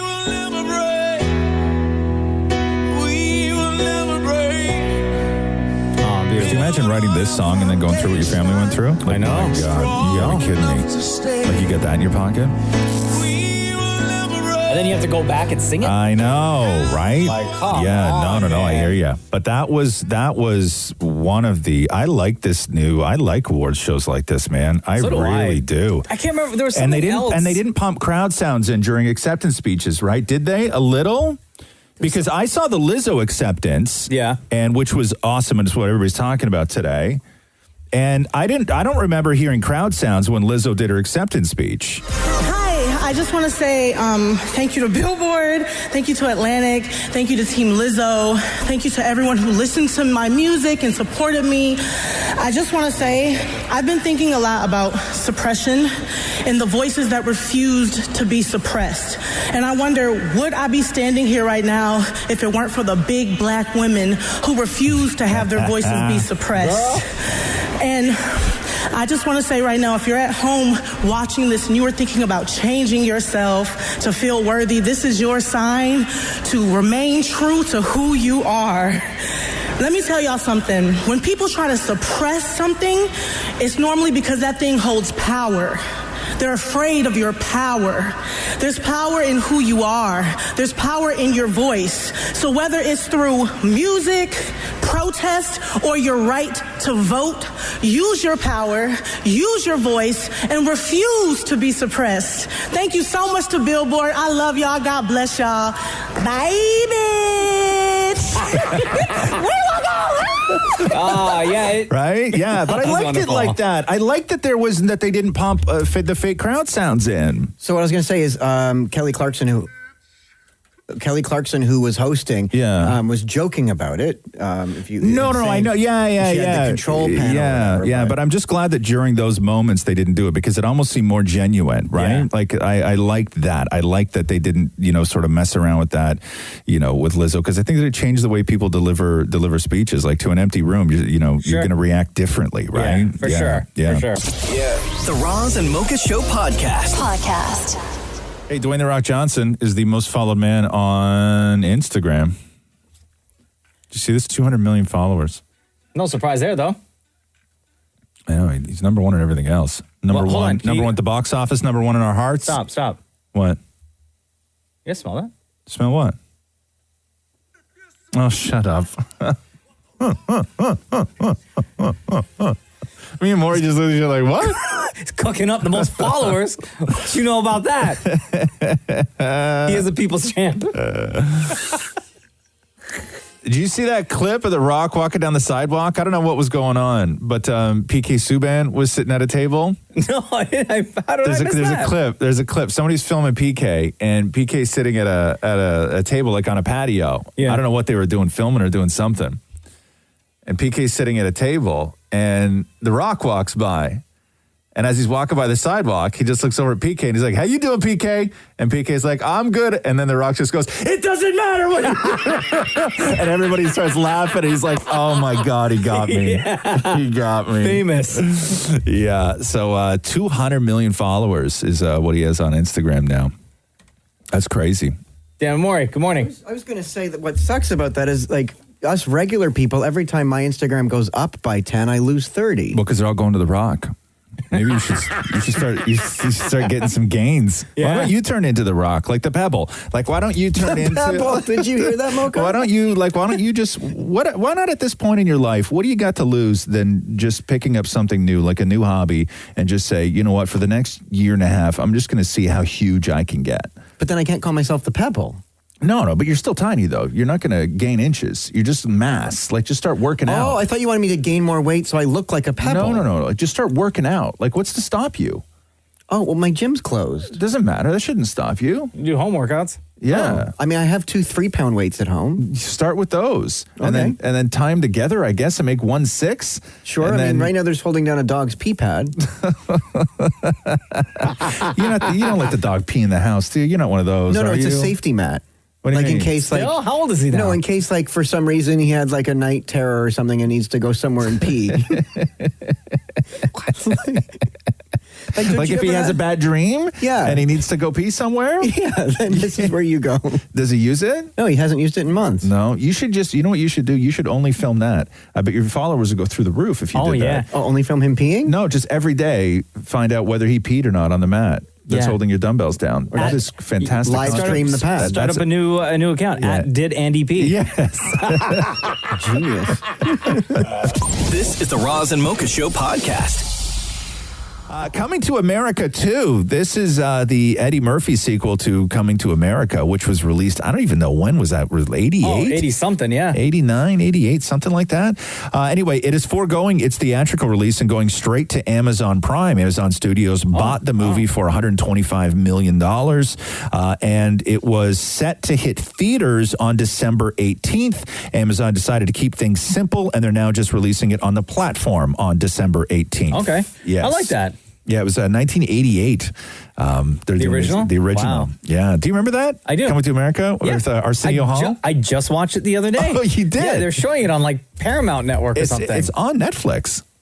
Is it really? Yeah, Coming to America's on Here Netflix. I am watching with the commerals and everything. Yeah, Coming to America's on the Netflix. edited bad words. Yeah, where does a king go to find his wife? Queens, right? It's such a good movie, man. So look forward to that. Yeah. The Roz and Mocha Show podcast. What are your thoughts on Dexter coming back? Did you watch Dexter? So I have a weird relationship with Dexter. Excuse me. I didn't watch all of Dexter. Okay. There were some soft seasons, but there were some great seasons. My wife, huge fan of Dexter. Okay. So when we met, Dexter was, I think maybe season 7. So I watched season 7 and I watched, I guess, season 8 when it ended, or whatever the last season was. Oh. And then I went back and I watched. The goal was to watch from season 1. Right. So I watched all of season 1, Ice Truck Killer. Yeah. And then I don't know, I got busy. So did you see the John Lithgow season? Did not. Oh, see, that was the best season. Didn't even know he was in it. Yeah, John Lithgow. Because, John Lithgow, he's like, he's family, you know? He's charming and he's wonderful and he's brilliant. But, John Lithgow is a lot of things, but he's not a killer. Spoiler alert. Is he a killer? Yeah, and John Lithgow. He's the whole season, man. I'm not spoiling anything. The show's like 15 years old or whatever. I know. You already had 2 opportunities to go back and watch it. You can't hit me with Dexter spoilers, man. Okay? For God's sakes, there has to be rules. John Lithgow season. If you're going to watch if you want to get back into Dexter, watch season 1. Yeah. And watch the John Lithgow season because those are the 2 like real standouts. Like he is so incredibly good in that show. It's wild. And Dexter notoriously had it ranks up there with Seinfeld as having one of the worst final episodes for a show. Yeah. It was terrible. As a casual fan, I could even say. I was very disappointed in the way Dexter ended. Yeah. So Showtime is bringing Dexter back for 10 episodes in a limited series. Michael C. Hall's coming back as Dexter Morgan. They're going to go into production early next year. Okay. And this is... So what? When did they wrap it up? I guess it was like... What was it, like 5-6 years ago? Something the last like that, season of Dexter aired? Okay. It seems longer, though. So what? Are they going to pick up? They have to, I guess, pick up. Yeah, I don't know. I don't know. I imagine that they want to make good on how terrible the show ended. I completely forgot about it. Yeah, so they Now say you're reigniting the anger. It ended in 2013. That recent? They say that's 7 years, bro. I know. They said timing. You and I count time differently, bro. Okay, so we know that. Yeah. They say we would only revisit this unique character if we could find a creative take that was truly worthy of the brilliant original series. Well, I'm happy to report that Clyde Phillip and Michael C. Hall have found it, and we can't wait to shoot it and show it to the world. So it's set to debut next fall, so about a year from now. Had Michael C. Hall done anything else? Yeah, he's done a couple of things. He's popped up in a couple of things. One thing that I really enjoyed, I don't remember what it was though, but he'll always just be Dexter. But the interesting thing is that Dexter fans, when Dexter started, they all had a problem because they only remember Michael C. Hall from 6 Feet Under. Which I never watched 6 Feet Under. So I had no idea. I had never really even been introduced to Michael C. Hall before. Is it Michael C. Hall? Yeah, Michael C. Hall before. So I'd never even really knew him from anything else. So he would only be Dexter to me.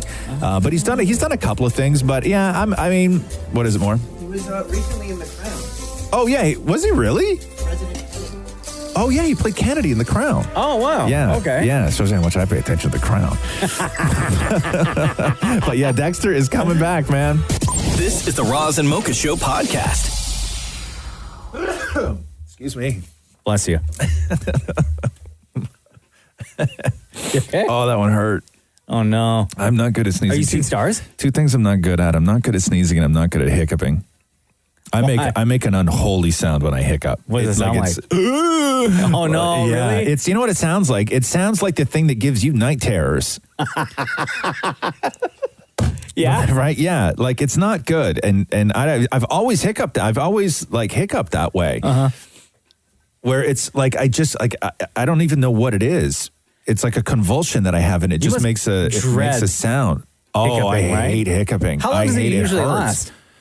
It depends. Like, I don't know. Like, sometimes a couple minutes, but then they'll go and they'll come back, and they'll go and they'll come back, and they'll go and they'll come back. Like a ghost?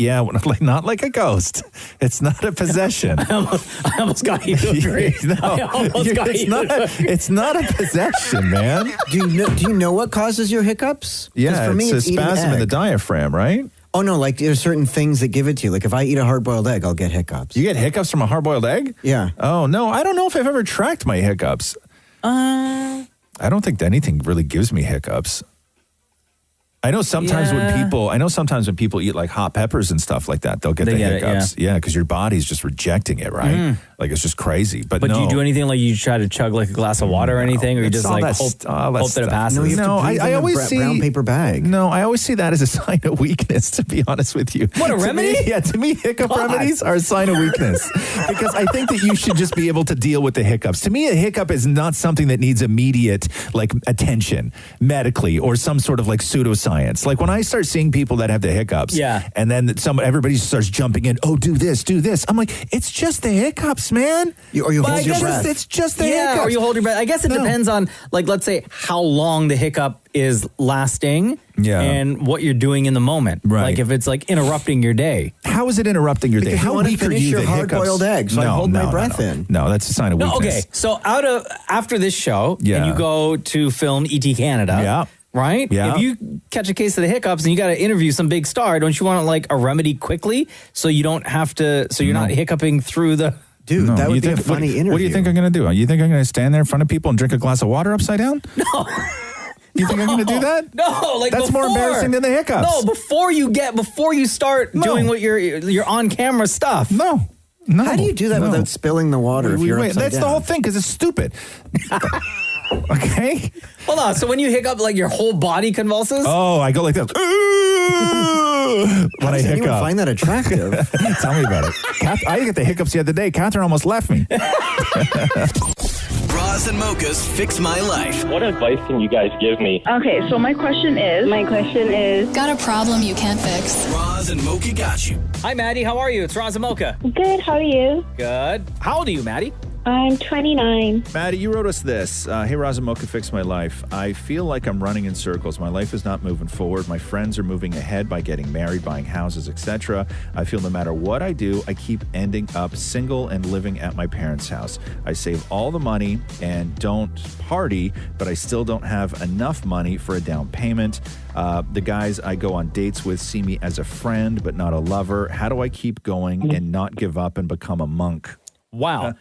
There's a lot. So like, which one do you want to tackle first? What's the end game for you? What's the goal? All of it or like one at a time? I mean, ideally would be all of it, right? Maybe like step one would be like moving out. So why don't you concentrate on those things? Like create like a list, the order that you want to start taking things off those lists. I did. Like, I am working on it, right? Like, I save a lot of money. Like, I thought this would be a good time to, like, buy a house. And because of COVID, like, the housing prices were going down. So I thought, like, this is my chance to finally move out. It's just so demotivating that I don't have enough motivation to do anything, and maybe the best solution is to just give it all up. What do you mean give it all up? What does that mean, give it all up? Like, give up the dream of like moving out or living on my own and just accept that I'm just going to live with my parents until I die. Okay, that's not gonna happen, sweetheart. That's not the right attitude to have.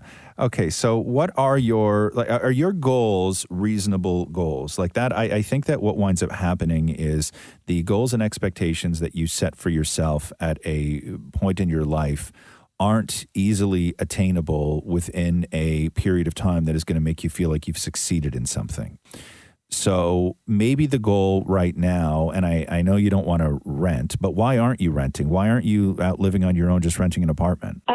Well, my parents are not supportive of that because they think, like, why would you rent on your own and live on your own and not save that money and buy your own place? When did your parents buy their first place? Not until they were pretty late in their 40s. Okay, but what year? What are we talking here? 2009. Okay, so your parents in 2009 bought their first house, and they bought it together when the market was much less insane as it is right now. So your parents were in their 40s before they could afford to put a down payment and buy their own house, and they're giving you grief because you haven't achieved that at 29? Well, my parents are not giving me grief about that. Maybe a little bit. But why won't they let you rent it? Why won't they let you rent? Why won't they let you just move out? Because they just think it's stupid for me to rent it when I could just live at home for free and it's in the same city. What do you want to do?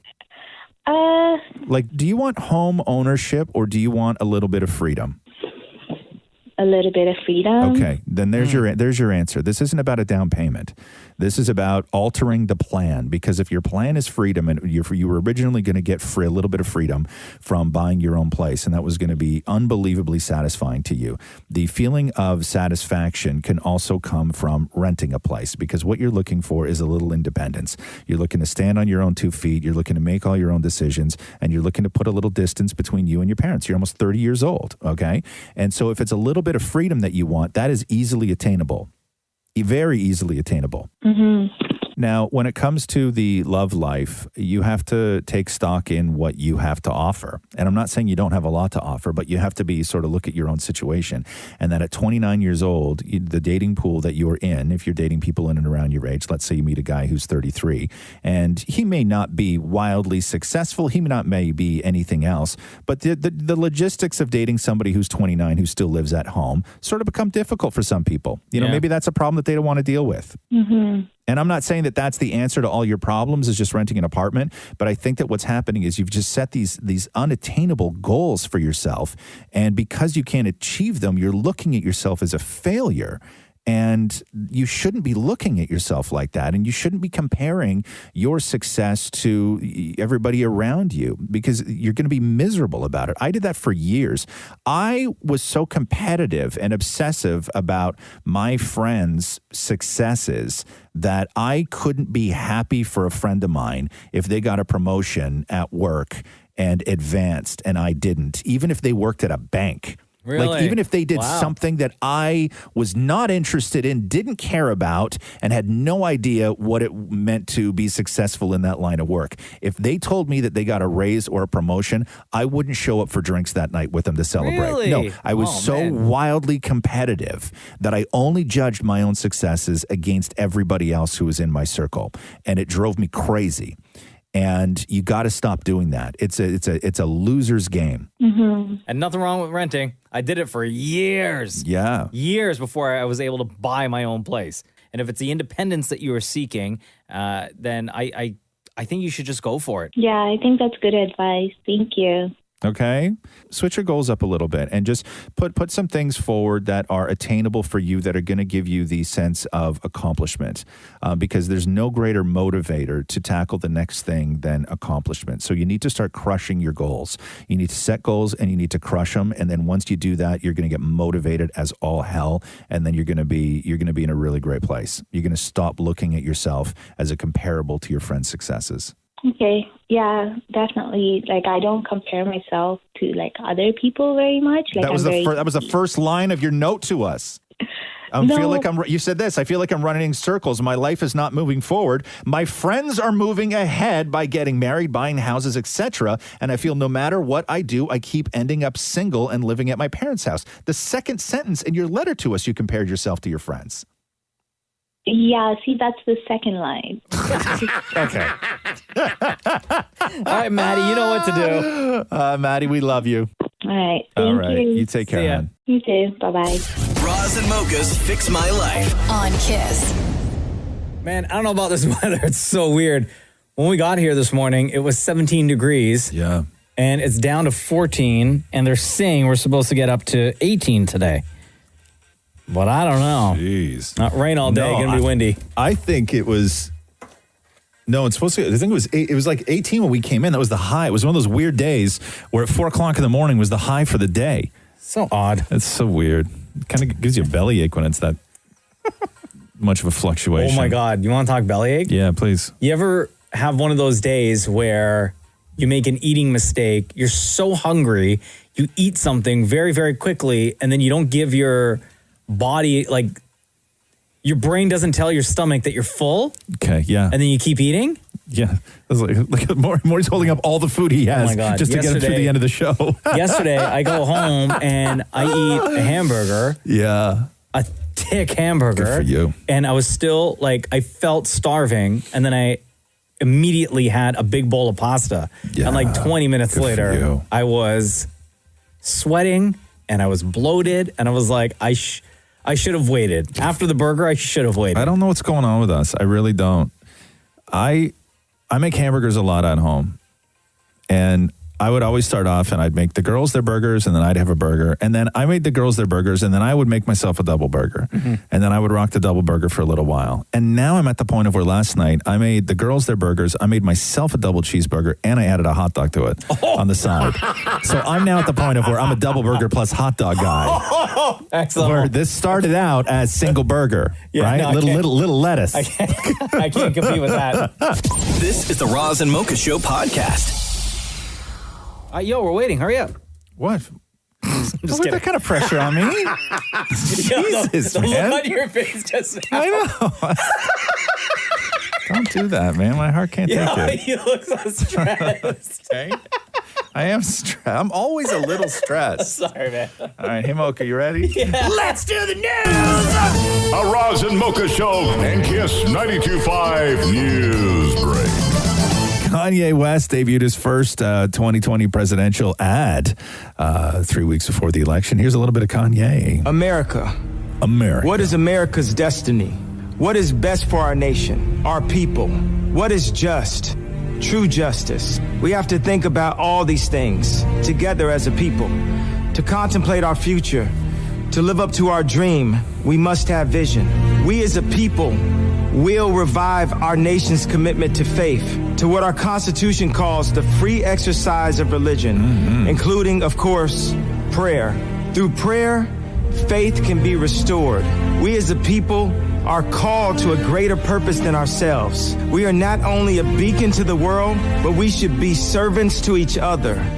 Yeah. I thought he gave up on running for president. No, it's weird because on some of the ballots, he's listed as a vice presidential candidate to somebody else who's actually running for president. Oh. On some of the ballots that I've seen where people have reposted them online. So I don't know what his current situation is. Like he's spending all this money. He's still spending a ton of money, yeah. And he thinks that within the next 3 weeks, he's going to get enough votes? No, I don't. I don't know. I don't. It's Kanye, man. I don't know. But yeah, he's God knows how much money he's spending. I mean, he has money. Or let's not be foolish I know, here.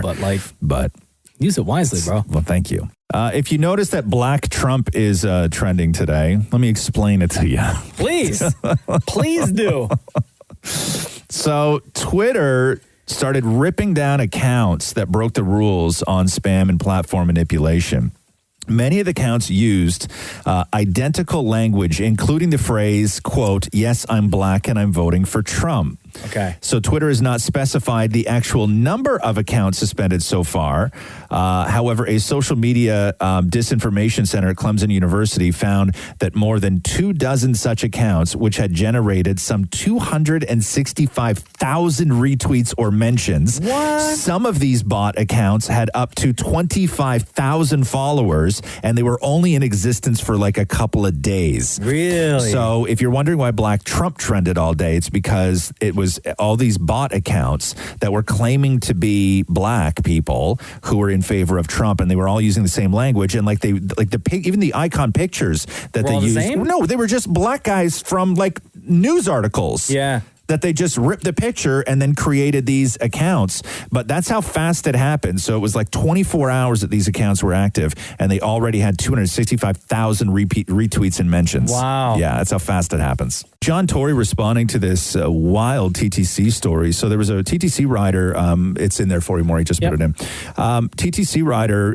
named Victoria had tweeted a picture of a bus that she was on, and she said, basically, how are you supposed to social distance under these conditions? And then the TTC replied to her and said, "Hi, Victoria, as the city reopens, social distancing will no longer be possible on our vehicles. As such, if you feel that while you're in a vehicle, that it's overcrowded, I would suggest getting off and boarding the next one. Apologies for the inconvenience."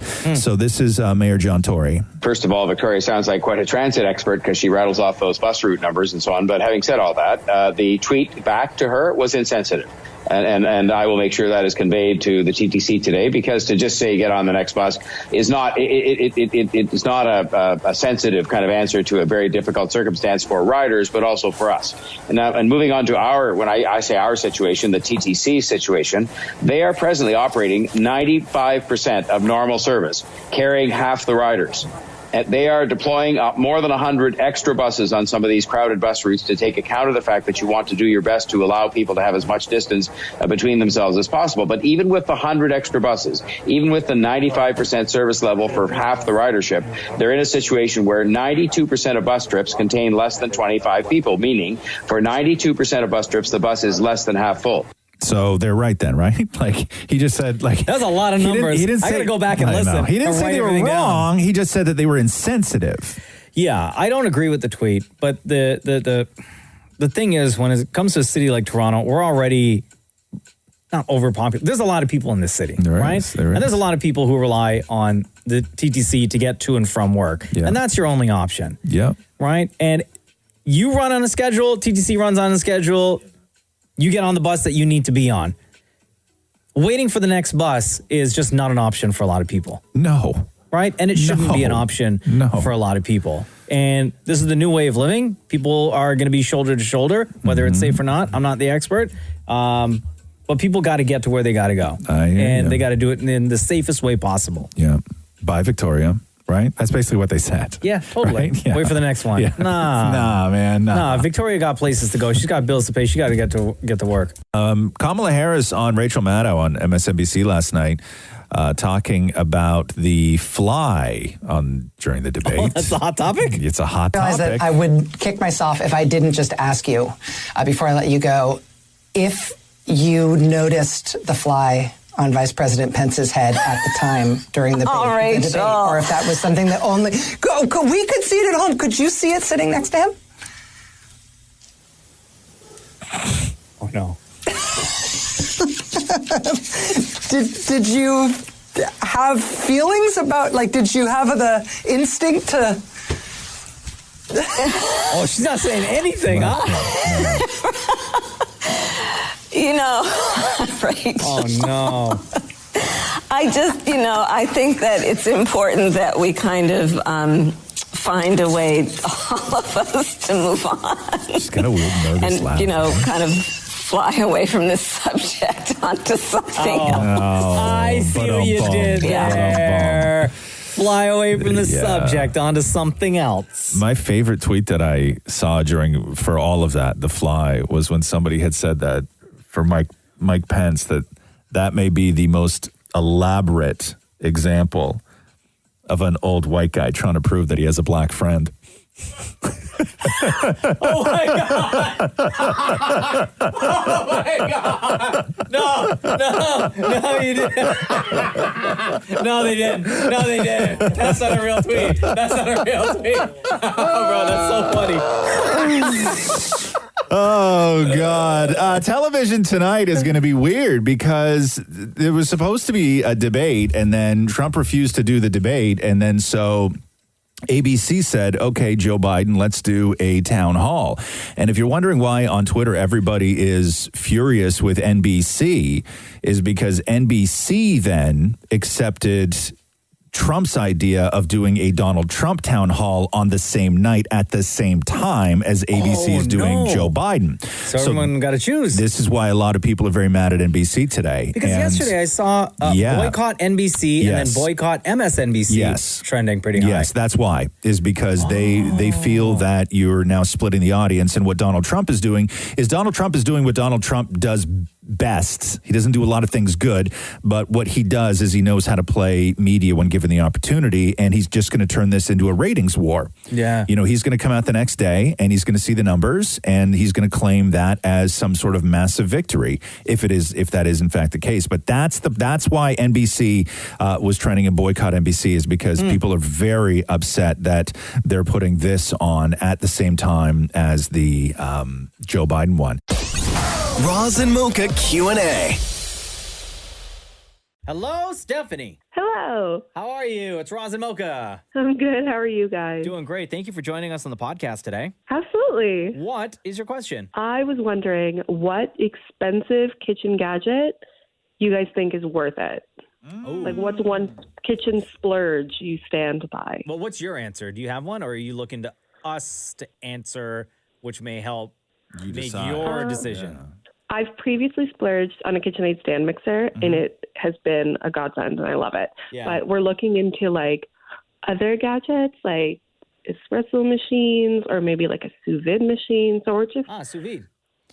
We got a lot of things on our list, and we're wondering where to go first. It depends, for me, at least, it depends on what it is you're looking to do in the kitchen, or what it is you enjoy, or what it is you are looking to do the most with. So I think, Stephanie, I'm assuming you do a lot of baking, or your family does a lot of baking, or a lot of things that would utilize a stand mixer. Yes. Right? So I think something like that, when you know you're going to be using it a lot, I would say invest the money now and buy something that is going to give you years and years and years of use. Nice. Yeah.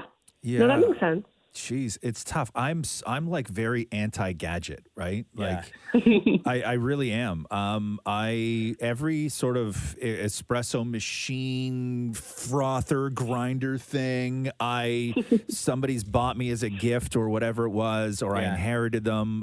They never even get time on the counter. Really? They go into storage and then I sell them or I give them away to somebody else. I can't stand any of that fuss in my life. Catherine uses the KitchenAid mixer. She does a lot of baking, so she likes that. Same with Jenna. She's using you got an email, girl. Oh, or was that me? Who got the email? No, that was me. Oh, I got an okay. email. I'm sorry. She loves it. She loves that stuff. For me, definitely the sous vide is a game changer. If you're going to spend money on anything that is going to really change the way you cook, that is the number one thing that I would recommend that you get if you're a meat eater, or you can do a lot of other stuff in them as well. But meat is a game changer, sous vide first. And then for me, what I do is if I have to spend money on things, I spend money on the things that I use consistently as opposed to the things that I use every now and then. Like the hand wand mixer, right? That thing. I've been through 3 of them now because they're super cheap and it makes no difference to me. I beat it up. Like it's just fine. If it breaks, it breaks. And then I go on Amazon and I order a new one. It's there the next day. No problem. So I don't spend money on stuff like that. What I spend money on is stuff like knives. Right? That was going to be my next thing. Like my it's next the stuff that I use. Stephanie, It's the stuff that I use every single day. It's like I have 2 pans that I paid an extraordinary amount of money for, and I use them with everything. I do every single thing in these same two pans. So I don't have like cheap cooking ware and mall knives kind of thing. Not that mall knives are bad, but you know what I mean, right?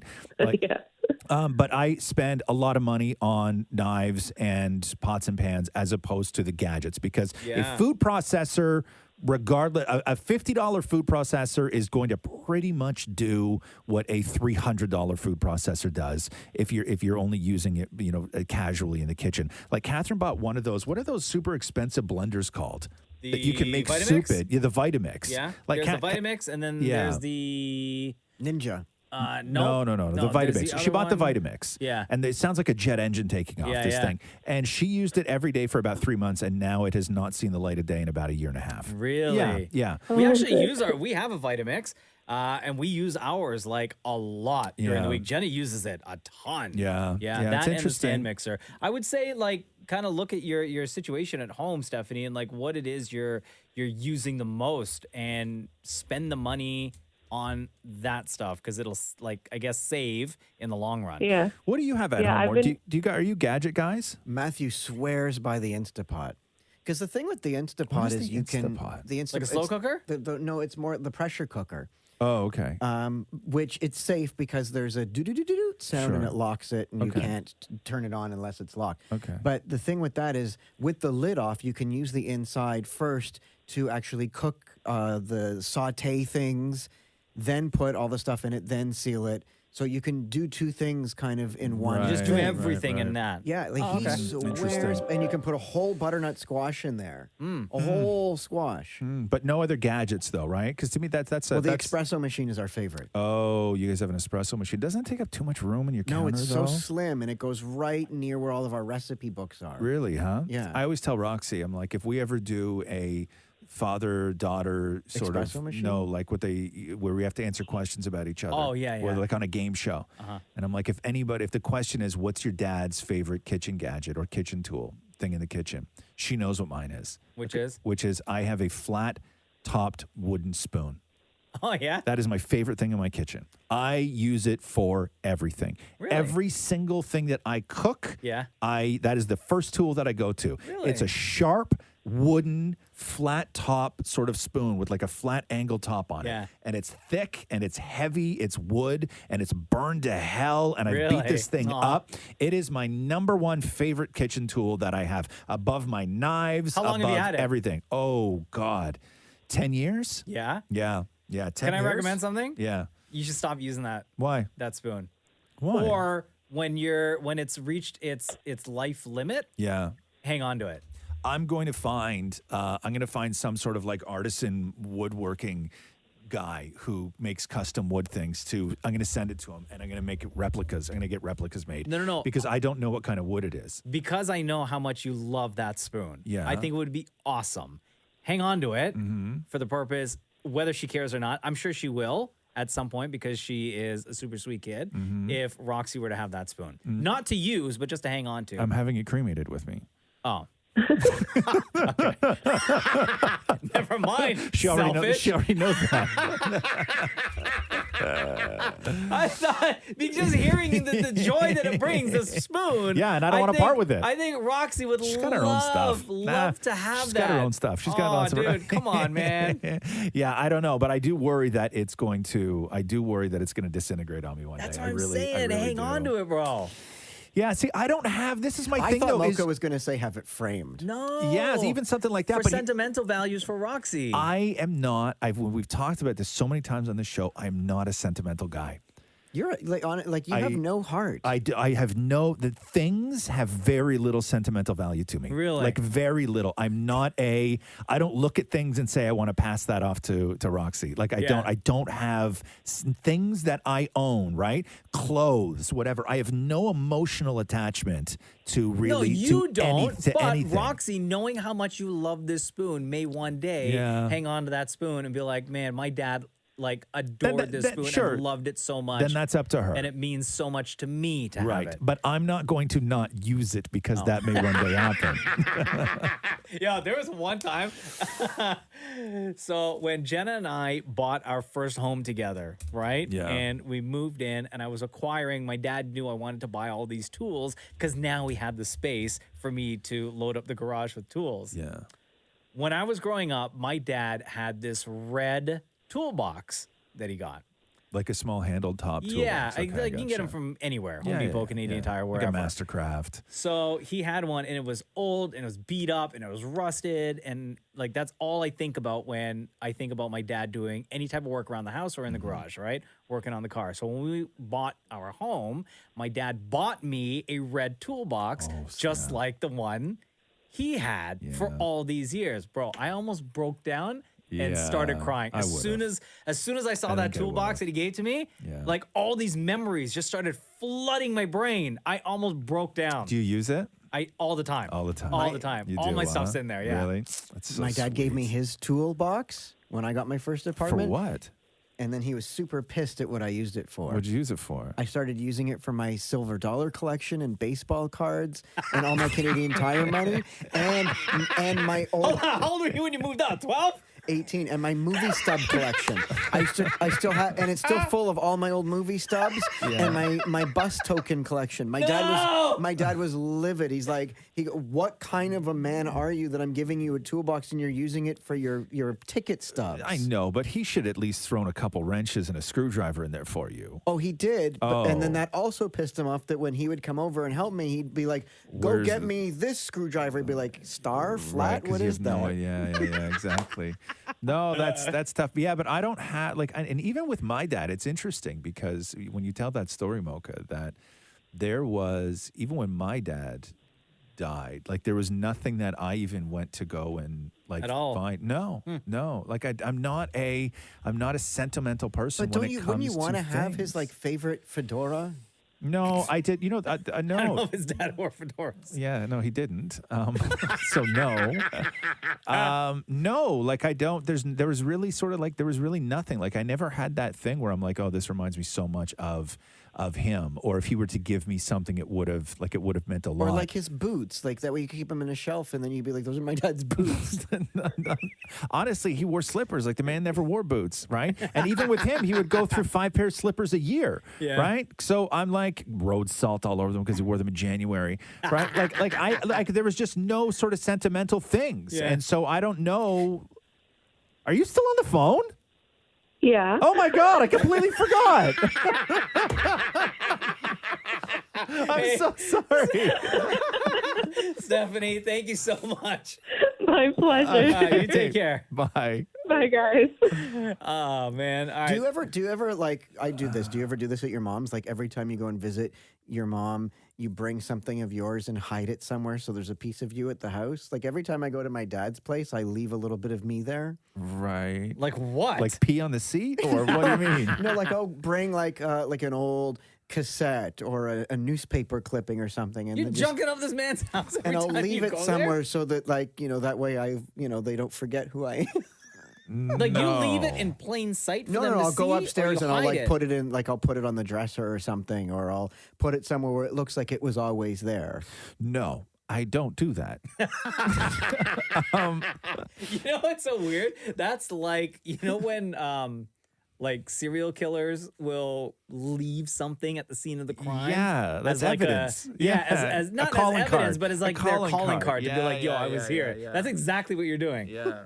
No, I couldn't. No, I don't do that. My brother used to mess with my mom though, but like he would go to her house and then like she would have like my mom had like figurines of like dogs and whatever else. I don't know, like ceramic dogs or some crap like that. And my brother would go over and he would just do things where he would just like take all the dogs, but he would just like face them all backwards. So they were facing the back of the shelf.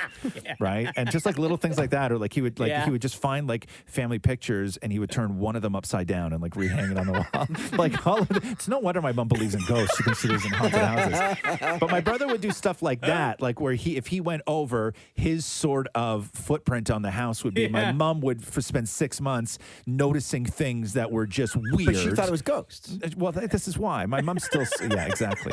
But no, so he used to do that. So funny. But he didn't, but I don't leave things Because at my the last mom's time I was house. there, he brought up this whole box of all the memorabilia of my childhood, and he was like, "You want any of this?" Yeah, like what was in it? Like our all of our photographs from our trip to Memphis. One of my favorite trips was our road trip to Memphis, and all my Sounds fun. all my trophies from when I was played hockey. Trophies. Trophies. Okay. Well, I was on a winning team. Yes. And he's like, "Do you want any of this? I'm going to get rid of it." And I was just like, "You're getting rid of everything that's me in this house." Yeah, that's So true. that's where I That's then started true. hiding things so that at least I'm still there. You should just slowly bring all that stuff in the box back. That's what I would do. And then next year he's One going to by fill one. that box up again. He goes, I found a whole bunch of more trophies of yours. Yeah, I would just smuggle. keep bringing it back. Yeah, I would just smuggle things. I would just smuggle things back into the house. Yeah. Why don't you just take all your trophies and start displaying them at home in the condo? No, they're down in the cage with all of my other. What would Matthew say? Oh, he put them down in the cage with all my other he's toys. the one that put them away. Yes, he's He like, would this doesn't work. never allow trophies. No, his in words the were, "You didn't house." earn those." Yeah. Oh, damn. Okay, let's see here. B asks, what's the best thing you've ever done for your mental health? Oh my God, that's a deep question. The times that I used to do meditation.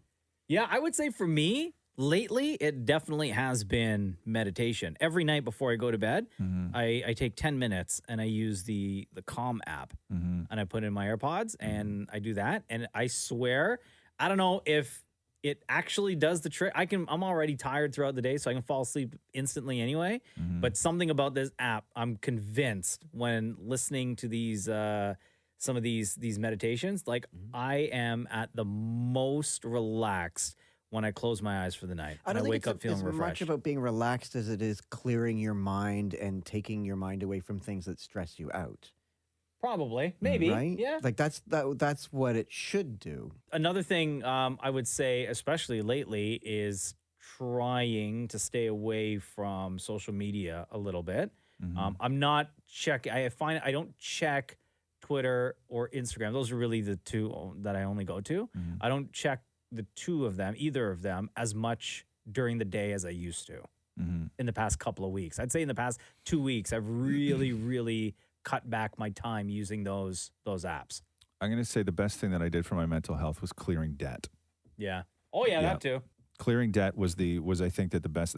I sleep better. Yeah. It was such a game changer, because not that I constantly worried about money or things, but I never liked owing. I never liked owing somebody anything, and getting rid of debt brings a sort of certain freedom. And I don't get me wrong. I know I'm in a very, very wonderful situation, and I'm not saying that this is something that other people can achieve. But I'm saying for me, I was so obsessive with not owing anything that I spent years just sort of clearing all the debt that I did have. And I feel like a freer human being right now. Yeah. And I say freer in the sense that if everything went to hell, because I'm a like sort of doomsdayer, right? Like I say, in my head constantly, if I lose this job, if it all went to hell tomorrow, where would I be? What situation would I be in? And for me, the goal was to just, if it all did go to hell, to be able to wake up in the morning and not be stressed. Yeah. Right? And so that's how I sort of built my life. So crushing debt was the best thing that I did for, I would say, my mental health or future mental health.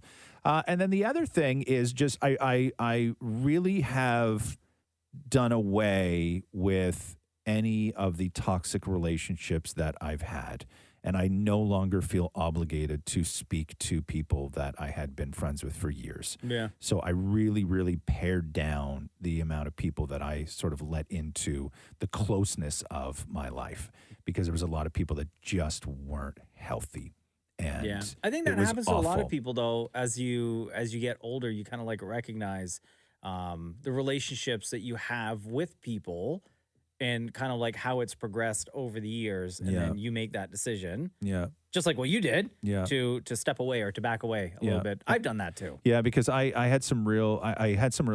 been in relationships in my life that were just really, really awful relationships, like quite terrible relationships, and both friendships and sort of like romantic relationships. But I've had some really terrible friendships before, and you sort of get locked into these things where you don't even know where it's going. And because I'm so malleable at times, when I was younger, that I would get myself into situations that I wasn't even comfortable in, but because I liked the sort of way that these people made me feel. Yeah. Right? And they saw something in me that I didn't see, but then it turned out to what they saw in me not only didn't exist, but it was something that was quite awful. And then so I would go along with these things and get myself into these situations and take these sort of paths in life that were really, really awful, like truly, truly awful. And so getting rid of all of that was probably the best thing that I did personally with relationships for my mental health. Sarah asks, what is your go-to comfort food or meal?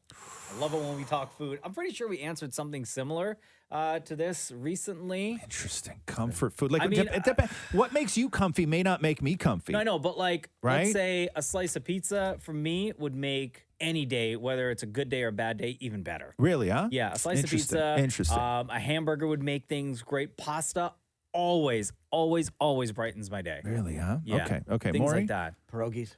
Pierogies. Oh, yeah, you love How do you pierogies. prepare your pierogies? What do you do? Just straight up boil and then, or what do you do? And then if there's leftovers the next day, I'll just put them in the microwave. But you don't pan fry after. You don't No, boil never. and I then don't pan like fry. crisp. No, I don't. You don't. I like You like when them they're- soft, huh? Love soft pierogies. Yeah, interesting. With Because like a need sort of a glob of mustard on the side. mustard. See, the way I do pierogies is just classic, right? Mm-hmm. I boil the pierogies, strain them out, dry them out, right? So there's no water on the top of them. And as that's happening, I fry up my bacon, and then I take my bacon out of the pan and I cut up the bacon, Yeah. and then I throw the onions and the pierogies into the bacon fat and fry my them up in the bacon God, fat, and then yes. throw that on a plate, little sour cream bacon and green onion on top. If I order them, I'll do the bacon and stuff. But if I'm making it at home, You don't fry them up I just though, want huh? my pierogies now. Really? We need like a portable stove in here, man. I know. Like I a know. hibachi, stovetop? like one of those camping ones. Yeah, but I do like pierogies. I really do. My second was going to be mac and cheese, but the place I used to order my favorite truffle mac and cheese, it's shut down But what about just like a regular box of Kraft dinner? all the time, every week. Oh my Yeah, God. like do, that. huh? That is Interesting. so comforting. Oh my You god. think so, huh? Yeah, Yeah. I love Oh, I would be Kraft so mac and I would- cheese. egg and tuna. I would be so stressed. Yo, when I used to come home, If I ate a box of mac and cheese, I'd be so stressed Really? out. The farthest thing from comfortable.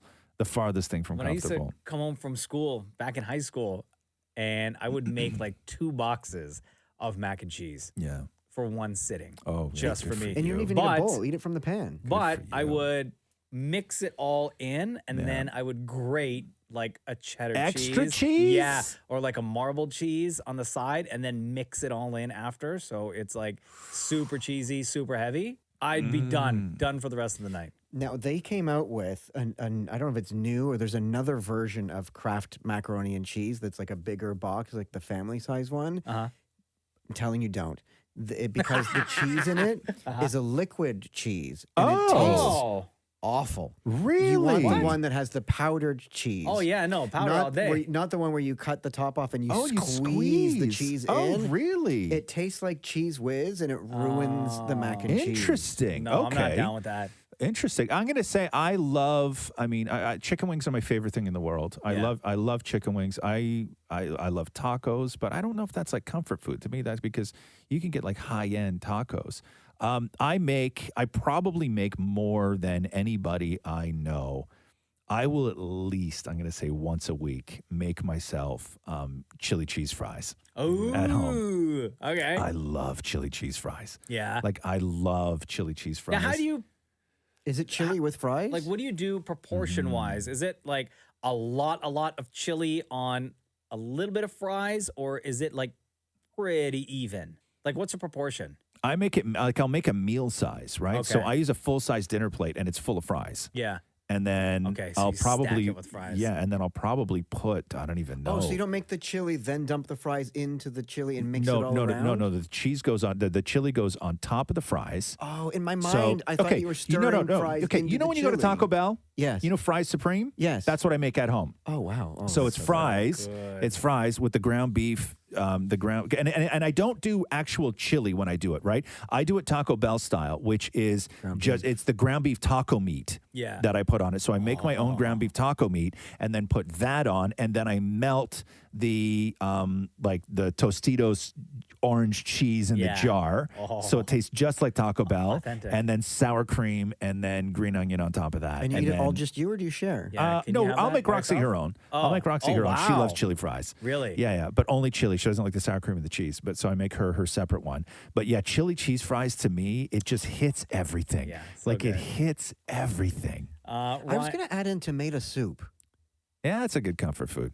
Yeah, I used to love tomato soup, man. Grilled cheese sandwiches, tomato soup. Please remember the last give me a time I had break. Gilligan's Island, 12:30 in the afternoon. Oh my God, it's like you're like living with me. And then followed by Leave It to Beaver. My dad walking in on me with another guy. Oh, no. Same life, Maury. Same life.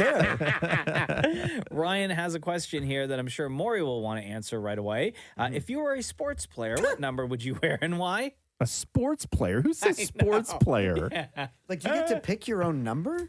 Let's just say you could. No, let's just say you could. Let's say you could. Oh, because I thought like the coach is in the locker room with everyone and pulling shirts out of a box going, who wants number 8? What's your favorite? What number would you wear on your jersey? 86. Why is that? Because my favorite show was Get Smart, and Agent 86 was my favorite character. Oh, let me ask you a question. Were there About any? Get Smart? Yes. Really? About Agent 86. Wow.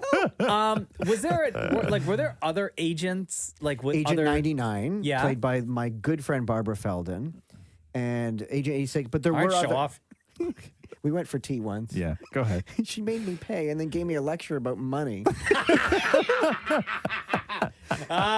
Characteristics of Agent 99. Yeah, working on that mental health all the time, huh? But then there was Jaime, who was like the robot. Okay. There was the chief. There were other numbers. They came and went like in one The episode. reason or why I whatever. ask is because the other day I was on the highway and I saw a license plate that said like Agent something or Smart something, because your plate is Smart 86. Smart 86. Interesting story. Because somebody else that I was I drove past on the highway, they had, it was like either Agent whatever or Smart something. But I was like, I think Really? that's like similar to Maury's license plate. Yeah. Oh, wow. Well, mine, I called when Don Adams, who played 86, died. I called Barbara Feldon. I didn't have a car at the time. And I said, Don's personal car, what was his license plate? So because I wanted it to be exactly the way he had it. And was that his personal license plate? Smart 86. Really? Yeah. Wow. And to this day, I wish I got a different plate because I'm like, oh, I wish I got Ecto 1 or Out of Time or, you know what I mean? You think that those would have been available? Ecto 1, I'm sure. No, there's no chance that you don't think some nerd in 1986 got Ecto 1? Maybe. When you but were a it's- child? If it's not expired yet, I don't know. How did no one get Smart 86? I don't know. Go ask Barbara Eldman or whatever her name is. Feldman, your good friend. Yeah. So if you That's had the to best conversation I've ever had. choose a number. I don't know. If you were as Ryan says, a sports player. A sports player? If you're into sportsing, yeah.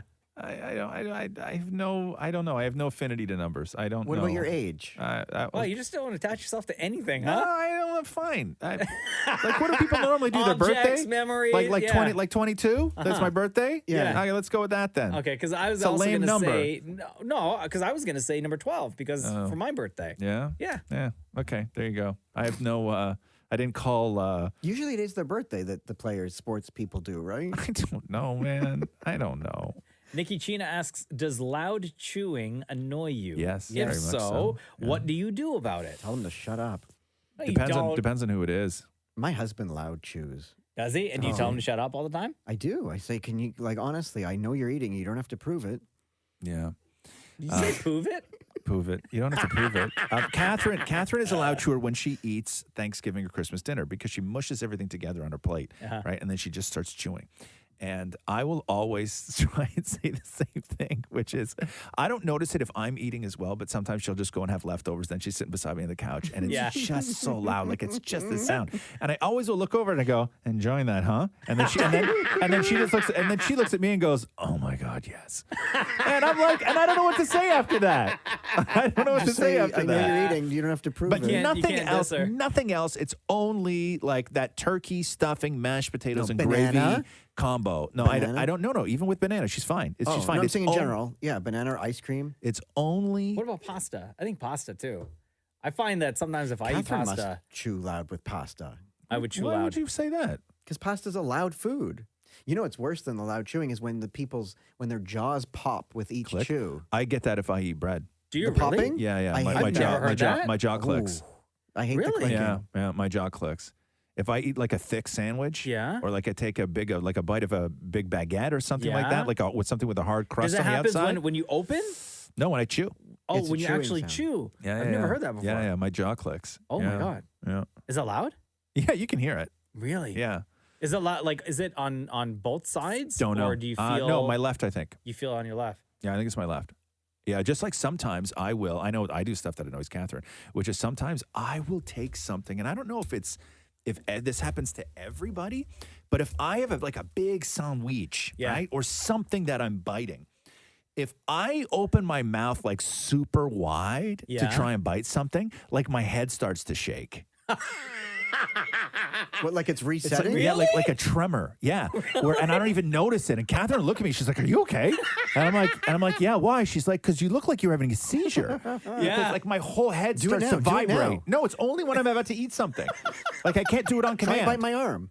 No, like I can't do it on command. And even if I try to do it, it won't happen. Really? It's just my sort of natural state. Like if I open my mouth really, really wide to bite something, my head starts to vibrate. You just don't notice And I don't notice it. That's so weird. Yeah, I don't notice it at all. But Like a loose connection. she notices it all the time. It's like I'm trying to reboot or Does something, Does right? it happen? Does it happen with Roxy? Have you ever noticed if she does that at no, all? No. No. Well, I she might haven't- get that later in I've- life, though. But I don't notice it on me, right? So like I don't look for it in other. Do it in front of a mirror.